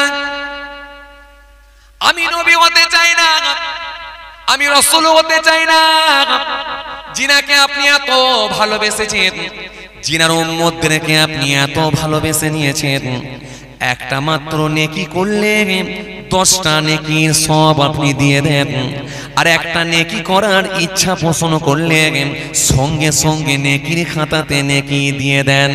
ও আমার আল্লাহ, গুনাহ করার ইচ্ছা করলে আপনি গুনাহ লেখেন না, আর একটা যখন গুনাহ করে একটা গুনাহ হয় 10টা লেখেন না। সুতরাং সে হাবিবুল্লাহকে আপনি এত ভালোবেসেছেন, আমি মুসা নবী হতে চাই না, রাসূল হতে চাই না। ও আমার আল্লাহ, সে হাবিবুল্লাহ আখিরি নবীর উম্মত হিসাবে আমাকে কবুল করে নেন। আখিরি নবীর উম্মত হিসাবে কবুল করেন। নবী হতে চায় না, রাসূল হতে চায় না আমি। আমার আল্লাহ সেই সময় বলেছিলেন, শোনো হে মুসা, এটাও আমি তোমার জন্য মঞ্জুর করতে পারবো না, এই দরখাস্ত আমি আল্লাহ কবুল করব না। কেননা আমি আল্লাহ তোমাকে নবী করেছি, রাসূল করেছি, কালিমুল্লাহ উপাধি দিয়েছি, নবুয়ত দিয়েছি, রিসালাত দিয়েছি, কিন্তু মনে রেখো মুসা, আমার হাবিবুল্লাহর উম্মত হিসাবে কবুল করব না। আর আমার হাবিবের উম্মতদেরকে আমি আল্লাহ যখন বানাবো, তাদেরকে এত ভাগ্যবান করব, এত তাদের সৌভাগ্য হবে, আমার হাবিবের উম্মতের হাবিবের খাতিরেতে আমি আল্লাহ পাক আমার ভালোবাসা যখন একটা নেকি করবে, সঙ্গে সঙ্গে তাদের নেকির খাতা 10টা নেকি দিয়ে দেবা। নবীকে নিয়ে বলছি কেন? রাসূলুল্লাহকে ভালোবেসে যেহেতু আপনারা নবী দিবসের মাস বেছে নিয়েছেন। নবী কে? এই জন্য নবীর ব্যাপারটা সম্পূর্ণ আলাদা। অন্যান্য নবীর থেকে আমার নবী সম্পূর্ণ ভিন্ন, সম্পূর্ণ আলাদা। অন্যান্য নবীদেরকে আমার আল্লাহ একটা দুইটা তিনটা করে মিরাকেল অলৌকিক ক্ষমতা দিয়েছিলেন, কিন্তু রাসূলুল্লাহকে আমার আল্লাহ একটা দুটো তিনটে চারটে এরকম ভাগ করে দেন না, বরং আমার হাবিব যখনই যেটা দোয়া করবে আমি আল্লাহ আমার হাবিবের দরখাস্ত কবুল করে নেব। মুসা নবীকে আমার আল্লাহ মিরাকেল দিলেন, অলৌকিক ক্ষমতা দিলেন। আমাদের ইমানদার নেক আল্লাহ ভাইরা যে কথা বুঝাতে চাইছিলাম, তো প্রত্যেকটা নবী আম্বিয়া সালামদের জন্য আল্লাহ পাক মিরাকেল অলৌকিক ক্ষমতা মুআজিজা এটা নির্দিষ্ট করে দিয়েছিলেন, কিন্তু আমার নবীর জন্য কোনো নির্দিষ্ট ছিল না, বরং যেটা তিনি বলতেন সেটাই আল্লাহ মঞ্জুর করে দিতেন। জোরে বলবেন না সুবহানাল্লাহ। হযরতে মুসা নবীকে আমার আল্লাহ মুআজিজা দিয়েছিলেন 2টা। মুসা নবী যখন নিজের হাতের লাঠিটা জমিনে একবার শুইয়ে দিতে, সঙ্গে সঙ্গে বিরাট বড় সর্প হয়ে যেত। আবার এই সর্পর মাথাটা ধরে যখনই সোজা করে দাঁড় করাতেন সঙ্গে সঙ্গে লাঠিতে পরিণত হয়ে যেত। হযরতে মুসা কালিমুল্লাহ নিজের হাতখানাকে নিয়ে যখনই বগলের মধ্যে গোলাকার করতেন সূর্যের ন্যায় জ্যোতি আলো হয়ে যেত। এটা মুসা নবীর জন্য স্পেশাল মিরাকেল মুআজিজা আল্লাহ দান করেছিলেন। হযরত ঈসা রূহুল্লাহকে আল্লাহ দিয়েছিলেন।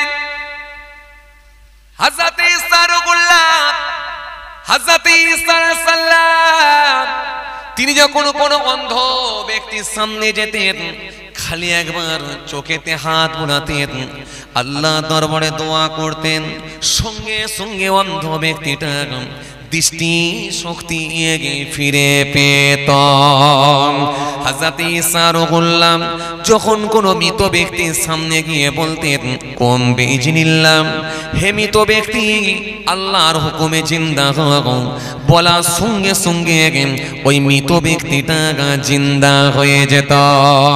হযরত দাউদ নবীকে আল্লাহ মিরাকেল অলৌকিক ক্ষমতা দিয়েছিলেন। তিনি যখন কোনো লোহায় হাত দিতেন লোহা নরম হয়ে যেত, অটোমেটিকলি লোহাটা নরম হতো। কামারেরা যেমন লোহাকে পুড়িয়ে পিটিয়ে লোহা নরম করে যন্ত্র বানায়, হযরত দাউদ আসলামকে আগুনের প্রয়োজন হতো না, আগুনের দরকার হতো না, আগুনের প্রয়োজন হতো না। নিজে হাতে করে লোহা নরম করতে নরম করে নিজে হাত দিয়ে যখন একবার ওই লোহার উপরে ঘষা দিতেন সঙ্গে সঙ্গে লোহাটা পাতলা হয়ে যেত। যখনই তিনি লোহাকে ধরে টান দিতেন লোহা অটোমেটিকলি লম্বা হয়ে যেত। হযরত দাউদ নবী পৃথিবীর সর্বপ্রথম যন্ত্র অস্ত্র বানাতে পেরেছিলেন। হযরত দাউদ নবীকে আমার আল্লাহ আর একটা মিরাকেল মুআজিজা দিয়েছিলেন। তিনি যখন জবুর শরীফ তেলাওয়াত করতেন উড়ন্ত পাখি চলে আসতো। শুধু উড়ন্ত পাখি নয়, দরিয়ার মাছগুলো চলে আসতো হুজুরের তেলাওয়াত শোনার জন্য। কথা কিছু বুঝতে পারছেন? এই দাউদ নবীর জন্য আল্লাহ নির্দিষ্ট করেছেন, ঈসা নবীর জন্য নির্দিষ্ট, দাউদ নবীর জন্য নির্দিষ্ট, সুলাইমান নবীর জন্য নির্দিষ্ট, মুসা নবীর জন্য নির্দিষ্ট, ইব্রাহিম নবীর জন্য নির্দিষ্ট, কিন্তু হাবিবুল্লাহর জন্য না না। এটা স্পেশাল আমার নবী, স্পেশাল অফার। এ যেখান থেকে যাবে সেখানেই রাস্তা খোলা থাকবে। জোরে বলতে পারেন না? এটা ভিআইপি। এই ভিআইপি ক্যাটাগরির মানুষ যারা তাদের ফ্যাসিলিটি আলাদা। এটা আমার নবী ভিআইপি নয়, এই নবীর ফ্যাসিলিটি আলাদা। নবীর জন্য আমার আল্লাহ একটা দুটো নির্দিষ্ট করলেন না। রাসূল দোয়া করলেন আল্লাহ আকাশের চাঁদ দ্বিখণ্ডিত করে দাও, বলা মাত্র আকাশের চাঁদ দ্বিখণ্ডিত হয়ে গেল। সাহাবীর নামাজ কাজা হয়ে গেছে, আসরের নামাজ। নবীর কাছে সাহাবী দাঁড়িয়েছিলেন, সাহাবীর মুখটা একটু শুকিয়ে গেছে, আসরের নামাজ কাজা। আল্লাহ নবী হযরত আলীর কথা আর সহ্য করতে পারলেন না। রাসূলুল্লাহর ভালোবাসায় ওয়াক চলে গেছে, নবীকে বলতে পারেন না। আল্লাহ নবীর সামনে হযরত আলীর মুখটা শুকনো হয়ে গেছে। আমার নবী সেই সময় বলেন, আলী মনটা খারাপ কেন বলো? ইয়া রাসূলুল্লাহ আসরের নামাজটা কাজা হয়ে গেল হুজুর, সূর্যটা ডুবে গেল হুজুর। আল্লাহ নবী বলেন, হে আলী যাও তুমি ওযু করে এসো। হযরত আলী বলছেন, হুজুর সূর্য তো ডুবে গেছে। আল্লাহ নবী সেই সময় বলে, আলী যাও আমি রাসূলুল্লাহ বলছি তুমি ওযু করে এসো। নবী বলেছেন, আর হযরত আলী থাকতে না পেরে ওযু করে নিলেন। আমার নবী একবার থাকতে না পেরে আল্লাহ দরবারে দোয়া করলেন, আল্লাহ আসরের টাইম করে দাও, সূর্য যে জায়গায় ছিল সে জায়গাতেই তুমি পৌঁছে দাও। সঙ্গে সঙ্গে ডোবা সূর্য ফের উদিত হলো, আসরের ওয়াক্ত হয়ে গেল। ও আলী যাও আসরের নামাজ আদায় করে না। এ নবী আলাদা, এ নবীর সঙ্গে কোন নবী মিলবে না। লোকে মনে করে কিয়ামত হয়ে গেছে, কিয়ামত নয়, নবীর দোয়াতে ডোবা সূর্য ফের উদিত হয়েছে। আল্লাহু আকবার, এ নবী আলাদা। নবী আমার কূপের সামনে গেছেন, পানি নাই, একটু আল্লাহর দরবারে দোয়া করলেন, কূপের মুখ পর্যন্ত পানি হয়ে গেল, কূপের পরিপূর্ণ পানি হয়ে গেল। নবী দোয়া করেছেন আলাদা, এটা নবীর জন্য সম্পূর্ণ স্পেশাল। নবী জিজ্ঞাসা করলেন, হাতের মুঠোর মধ্যে যেটা আছে ওটা আমি বলবো না ওটার ভেতরে কি আছে? হাতের মুঠোয় কি আছে সে বলবে, আমি কে? কেননা এই ওয়াজ আপনাদের জানা আছে, আমি লম্বা বলছি না, শুধুমাত্র ধরিয়ে দিচ্ছি নবীর শান কতটা, নবীর ইজ্জত কত। হযরতে নবী, আল্লাহ নবী থাকতে না পেরে বললেন, তোমার হাতের মুঠোয় যেটা আছে ওটা কি আছে আমি বলবো, নাকি না ওর ভেতরে যেটা আছে সে বলবে আমি কে? কাফের নবীর কাছে এসে প্রশ্ন করছেন, হুজুর হাতের মুঠোর ভেতরে যেটা আছে যদি বলে দিতে পারেন আপনাকে নবী বলে মানব। নবী বলছেন, শোনো, হাতের মুঠোয় যেটা আছে আমি বলবো না ও নিজে বলবে, কোনটা চাও? ঘাবড়ে গিয়ে বলে, হাতের মুঠোয় যেটা আছে ও তো কথা বলতে পারে না। হুজুর এ যদি কথা বলে দেয়, এই হাতের মুঠোর ভেতরে যেটা আছে ওটা যদি বলে দেয়, হুজুর তাহলে আমি বেশি খুশি হব। আল্লাহর নবী বলে, এই হাতের মুঠোর ভেতরে থাকা নুরি কাকর বালুগুলো সাক্ষ্য দাও আমি কে? ওই হাতের ভেতর থেকে আওয়াজ উঠছে, নুরি কাকর বলছে, আশহাদু আন্না মুহাম্মাদার রাসূলুল্লাহ, আমি সাক্ষ্য দিচ্ছি আপনি হলেন আল্লাহ নবী, আল্লাহ রাসূল, আল্লাহর প্রেরিত দূত। বলতে পারেন না, এটা নবীর জন্য স্পেশাল। মরুভূমির বালুর উপর দিয়ে রাসূলুল্লাহ হেঁটে হেঁটে যাচ্ছেন, সাহাবায়ে কেরামদের নিয়ে যাচ্ছেন, নবী হেঁটে হেঁটে যাচ্ছেন, যে সাহাবা কেরামেরা বলে, হুজুর পানি নেই, ওযু করব কোথায়? পানি নেই হুজুর, ওযু করব কোথায়? আল্লাহর নবী বলেন, তোমরা পাত্রগুলো রেডি করে ফেলো। রাসূলুল্লাহ সাল্লাল্লাহু আলাইহি ওয়াসাল্লাম হাতখানা কি রকম প্রসারিত করে হাতের আঙ্গুলগুলোকে যেই লম্বা করে দিলেন, প্রত্যেকটা আঙ্গুলের ফাঁক দিয়ে মাথা দিয়ে ঝর্ণার ন্যায় পানি ঝরতে শুরু হলো। জোরে বলতে পারেন না? সাহাবায়ে কেরামেরা ইচ্ছা মতো পানি পান করলেন, পাত্রে ভরে নিলেন, যে যার মতো ভরে নিলেন। আবার নবী দোয়া করলেন, পানি বন্ধ হয়ে গেল। এই নবীর একটা দুটো তিনটে না, মুজিজা বলে শেষ করতে পারবেন না, শেষ করতে পারবেন না। নবী মরুভূমির বালুর উপর দিয়ে যাচ্ছেন, একটু ইস্তেনজা করবেন, টয়লেট করবেন, ইস্তেনজা করবেন। ফাঁকা জায়গায় ইস্তেনজা করব কেমন করে? একটা পর্দার ব্যাপার আছে। ফাঁকা জায়গায় ইস্তেনজাটা করব কি করে? একটা পর্দার ব্যাপার দরকার। যদিও পানি আছে কিন্তু পর্দার দরকার। নবী দূরের দিকে তাকালেন, বৃক্ষের দল, গাছের দল দাঁড়িয়ে আছে। আল্লাহ নবী ইশারা করলেন, হে গাছের দল, তোমরা এসে আমাকে একটু ঘিরে ধরো, একটু পর্দা করো, আমাকে একটু পর্দা করো, আমাকে একটু ঘিরে ধরো, আমি রাসূলুল্লাহ একটু ইস্তেনজা করব।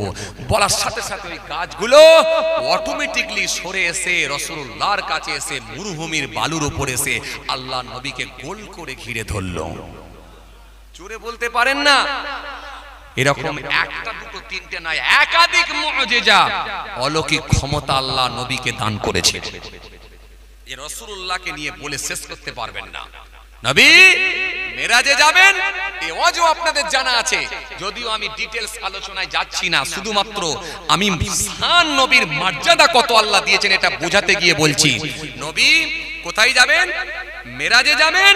রাসূলুল্লাহ সাল্লাল্লাহু আলাইহি ওয়াসাল্লাম মেরাজে যাবেন, আল্লাহর সঙ্গে দিদার করবেন। হ্যাঁ, যে যানবাহনে চেপে আমার নবী যাবেন, ওটার নাম কি বাবা? বুরাক। Correct answer. ড্রাইভার কে এসেছে? হযরতে জিবরাইল আলাইহিস সালাম এসেছে। নবীকে সাথে করে নিয়ে যাবেন বুরাকে চেপে। বুরাক, বুরাক শব্দটা এসেছে বারকুন থেকে, যার অর্থ হলো বিদ্যুৎ। বিদ্যুৎ, লাইট।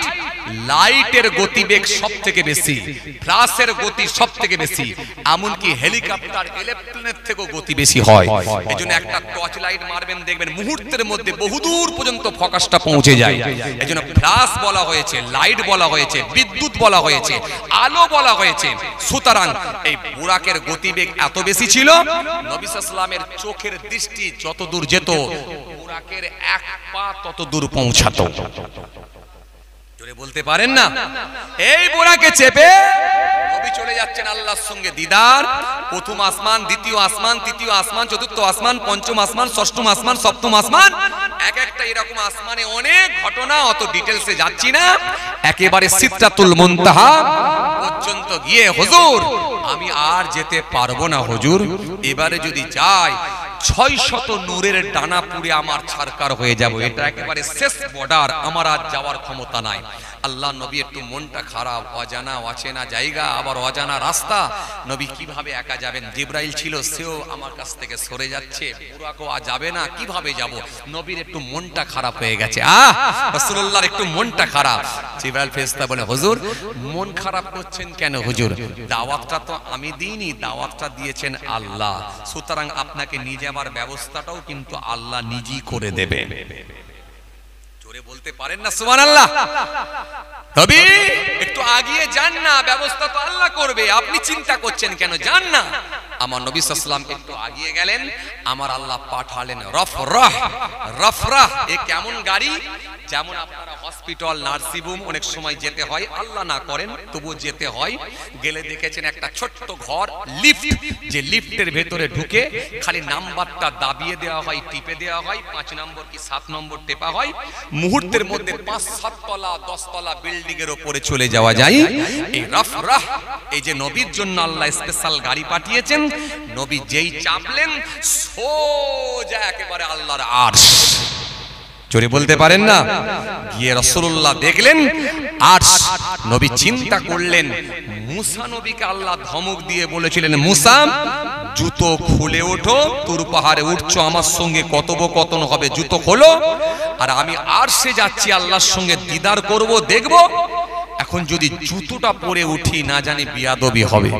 নবী একটু কিন্তু কিন্তু করে জুতোটা খুলতে যাচ্ছেন, সঙ্গে সঙ্গে আল্লাহ বললেন, হাবিব আপনি আর মুসা নবী এক নয়, মুসা নবীর জন্য জুতো খোলাটা উত্তম, এই মুসা নবীর জন্য জুতো খোলাটা উত্তম, আর আপনার জন্য জুতো পরাটা হলো উত্তম, কারণ আপনার ওই জুতোর ধুলার ওসিলায় আমি আল্লাহ বলছি আমার আরশটাও ধন্য হয়ে যাবে। জোরে বলতে পারেন না? নবী চলে গেলেন, আরশ দেখবে লেখা আছে লা ইলাহা ইল্লাল্লাহ মুহাম্মাদুর রাসূলুল্লাহ সাল্লাল্লাহু আলাইহি ওয়াসাল্লাম। নবী দেখে আল্লাহকে বললা, এই আরশের মতো মুতাবাররক জায়গায়, খাস জায়গায় তুমি আমার নাম দিয়েছো। আল্লাহ বলে, শোনো হাবিব, শুধু আরশের মতো খাস জায়গায়, মুতাবাররক জায়গায় যে তোমার নাম দিয়েছি এমনটা নয়, সব জায়গাতেই তোমার নাম দিয়েছি। মেরা আরশ पे तेरा नाम, खतीब के खुतबे में तेरा नाम, मुहद्दिस के हादिस में तेरा नाम, मुफस्सिर के तफसीर में तेरा नाम, कुरान के हर पारे में तेरा नाम, मुकर्रर की तकरीर में तेरा नाम, मस्जिद के मीनार में तेरा नाम, मुहद्दिस के हादिस में तेरा नाम, यहाँ तक के मोहम्मद जा होगा मेरा नाम, वहाँ होगा तेरा नाम। আর একটু জোরে হয় না? আয় আমার দোস্ত বন্ধু, শুধু আরশে যে দিয়েছি এমন নয়, এই পৃথিবীর জমিনে যখন আমার বান্দা বান্দিরা পড়বে লা ইলাহা ইল্লাল্লাহ, ওই কলেমা কিন্তু আমার কাছে আসবে না যতক্ষণ না পড়ে মুহাম্মাদুর রাসূলুল্লাহ সাল্লাল্লাহু আলাইহি ওয়াসাল্লাম, কারণ তোমার ওসিলাতে আমি আল্লাহ কালেমাকে কবুল করে নেব। জোরে বলতে পারেন না? তো কলেমার ভেতরে তোমার নাম, আজানের ভেতরে তোমার নাম, কোরআনের ভেতরে তোমার নাম, হাদিসের ভেতরে তোমার নাম, তাফসীরের ভেতরে তেরা নাম, এমন কি মসজিদের যে মেম্বার আছে, মেহরাব আছে, একদিকে আমি আল্লাহর নাম আর অপর দিকে একজন কি রেখেছি, সেটা হলো তোমার নাম। কথা কিছু বুঝতে পারছেন? কি বুঝলেন? তাহলে অন্যান্য নবীদের সঙ্গে আমার নবীরও তুলনা করা যাবে না। আর কিছু মানুষ তারা আমার নবীকে কি বলে, নবী আমাদের মতো মানুষ। নাউযুবিল্লাহ মিন যালিক। খবরদার নয়। নবীর হাত ছিল, পা ছিল, চোখ ছিল, হ্যাঁ পা ছিল, এটা সত্যি, কিন্তু তোমার আমার মতো মানুষ নয়। ইয়াকুত পাথর, ডায়মন্ড পাথর, হিরে পাথর, রাস্তার ধারে পড়ে থাকা পাথর, দুটো যেমন এক নয়। নবী মানুষ সত্য, কিন্তু তোমার উপর, তোমার আমার মতো মানুষ নয়, কারণ রাসূলুল্লাহর উপরে আসতো আল্লাহর ওহী, যেটা তোমার উপরে আমার উপরে আসে নাই। কথা কিছু বুঝতে পারছেন বাবাজি? সেই নবীর শান, মর্যাদা আল্লাহ এত বাড়িয়েছেন। ভালোবেসে দোয়ার মাহফিল দিয়েছেন। কেন? নবীর প্রতি আপনাদের ভালোবাসাটা আছে বলে। তাই রাসূলুল্লাহর শান নিয়ে একটু বলছি, যাতে করে আপনাদের আন্তরিকতা মহব্বতটা একটু বেড়ে যায়। চলুন আর একটুখানি আলোচনা করি নবী নিয়ে। কষ্ট হয়ে যাচ্ছে আপনাদের? খেয়াল করেন মাশাআল্লাহ। চলুন আর একটুখানি আলোচনা করি, খেয়াল করেন, লক্ষ্য করেন ভাইরা আমার, বন্ধুরা আমার, সাথী মহব্বতের ভাইরা। জি, রাসূল করিম সাল্লাল্লাহু আলাইহি সাল্লামকে সাহাবায়ে কিরামেরাও খুব ভালোবাসতেন, খুবই ভালোবাসতেন। সাহাবায়ে কিরামেরা বুঝতে পারেছেন যে নবী আমাদের ঈমান, নবী নাই তো কিচ্ছু নাই। রাসূলের ভালোবাসা যদি অন্তরে না থাকে, আল্লাহর সঙ্গে কোনো সম্পর্কই তৈরি হবে না। এজন্য নবী জানিয়েছেন, লা ইউমিনু আহাদুকুম হাত্তা ইয়াকুনা হাব্বা ইলাইহি মিন ওয়ালিদিহি ওয়া ওয়ালাদিহি ওয়ান নাসি আজমাইন। ততক্ষণ পর্যন্ত তোমরা পরিপূর্ণ মুমিন হতে পারবে না যতক্ষণ পর্যন্ত আমি রাসূলুল্লাহকে বেশি ভালো না বাসতে। কাদের থেকে? তোমাদের সন্তান সন্ততি, তোমাদের ছেলে মেয়ে, বিবি বাল বাচ্চা, সবার ঊর্ধ্বে আমি রাসূলুল্লাহকে বেশি ভালোবাসা দিতে হবে। কথা বুঝে আসছে? কিন্তু বড় আফসোস, নবীর বিরুদ্ধে যখন কোনো কথা হয়, মুসলমানের ছেলে মাথা নিচু করে কাজে যায়, কিন্তু এনআরসি যখন হবে বলে আওয়াজ দেয়, মুসলমানের ছেলে একবার কেন 5 বারও রাস্তা অবরোধ করতে রাজি আছে ভাই। আরে কথা বলছেন দেখেন, 5 বারও রাস্তা অবরোধ করতে রাজি আছে ভাই, কিন্তু নবীর বিরুদ্ধে কথা হলে মাথা নিচু করে ব্যবসায়ী যায়। আসেন, ভুল বুঝবেন না, রাগ করবেন। যে নবীর একজন বিখ্যাত সাহাবী ছিলেন, যার নাম হলো হযরতে জাবের রাদিয়াল্লাহু তাআলা আনহু। হযরতে জাবের রাদিয়াল্লাহু তাআলা আনহু রাসূলুল্লাহর একজন বিখ্যাত সাহাবী। একদিন তিনার বড় ইচ্ছা লেগেছে। কি ইচ্ছা? যে রাসূল করিম সাল্লাল্লাহু আলাইহি ওয়াসাল্লামকে একটু দাওয়াত করে খাওয়াবো। আমরা যেমন অনেক বক্তা, ওয়াইজিন, হুজুর, পীর সাহেব ইনাদেরকে সব দাওয়াত করে খাওয়াই না? আরে কথা বলছেন না কেন? খাওয়াই কি খাওয়াই না? খাওয়াই। আবার কিছু মানুষ আছে তারা একটু এমএলএ, নেতা, মন্ত্রীকে খাওয়াবার ইচ্ছা পোষণ করে। করে কি করে না? যদি একটা নেতাকে খাইয়ে দেওয়া যায় বা এমএলএ কে একবার খাওয়ানো যায়, একবেলা যদি মেহমানদারি করা যায়, তাহলে এই সাব ডিভিশনে আর কেউ আমার উপরে আঙুল তুলে কথা বলতে পারবে না। কথা ঠিক কি না বলে বলেন? কেন? এমএলএ খেয়েছে আমার বাড়িতে, উড়ি সর্বনাশ, বিরাট ব্যাপার। এমএলএ খেয়েছে আমার বাড়িতে, বিশাল ব্যাপার। জি, এজন্য শুনেন, এমএলএ কে খাওয়াবেন, এমপি কে খাওয়াবেন, আমার আপত্তি নেই, খাওয়ান, কিন্তু ভালোবাসার মানুষটা একটু বোঝেন। বোঝেন কেন? রাসূল করিম সাল্লাল্লাহু আলাইহি ওয়াসাল্লাম বলছেন, কারোর সঙ্গে যদি সম্পর্ক রাখতে হয়, সেটা যেন আল্লাহর জন্য হয়। মান আহাব্বা লিল্লাহ ওয়া আগবাদা লিল্লাহ ওয়া আতা লিল্লাহ ওয়া মানা লিল্লাহ ফাকাদ ইসতাকমালাল ঈমান। সম্পর্ক যদি কারোর সঙ্গে রাখতে হয়, সেটা যেন আল্লাহর জন্য হয়। অথচ আমাদের আফসোস, আমরা ফজরের পরে অনেক সময় দেখা যায় মহল্লার ইমাম তিনি যখন এক কাপ চা খেতে যাচ্ছে, একাই যাচ্ছে, ডান দিকেও লোক নাই, বাঁ দিকেও লোক নাই। কিন্তু আপনার মহল্লায়, আপনার গ্রামে যদি একবার খালি প্রধান সাহেব এসে হাজির হয়ে যায়, এত লোকের চাপ হয়ে যায়, প্রধান সাহেব আর হেঁটে হেঁটে যাবার জায়গা পায় নাই। অথচ খবর নিয়ে দেখেন তাকে চা খাওয়াবেন, কোল্ড ড্রিঙ্কস খাওয়াবে বলে মানুষ লাফালাফি লাগিয়ে দেয়। প্রধান সাহেবকে খাওয়াবো, আরে খাওয়ান, আপত্তি নাই, সব প্রধান খারাপ না, সব এমএলএ খারাপ না, খাওয়ান, আপত্তি নেই। কিন্তু আপনি যাকে খাওয়াবেন বলে লাফালাফি করছেন, সে জীবনে দাঁড়িয়ে ছাড়া তো বসে মতে না, কথা বলে না। অথচ তাকে মেহমানদারি করাবেন বলে লাফালাফি করছেন। কিন্তু আপনার মহল্লার ইমাম, যিনি 10 বছর জামাতের সঙ্গে নামাজ আদায় করছেন, শখ করে তো কোনোদিন বললেন না, হুজুর আমার দোকানের সামনে দিয়ে চলে গেলেন, একটু তো চা খাবেন, হুজুর আসুন, এই ডেকে 1 কাপ চা, ডেকে 100 গ্রাম মাখা সন্দেশ খাইয়ে কোনোদিন তার মনটা আমরা খুশি করতে পারলাম না। অথচ যে মানুষটা দাঁড়িয়ে ছাড়া কোনোদিন বসে মতে না, তাকে খাওয়াবার জন্য আমরা কম্পিটিশন লাগিয়ে দিই। কথা ঠিক কি? কথা বলছেন না কেন বাবাজি? একটু হ্যাঁ না কিছু বলেন। একেবারে সব ভুল বলে যাচ্ছি নাকি আমি?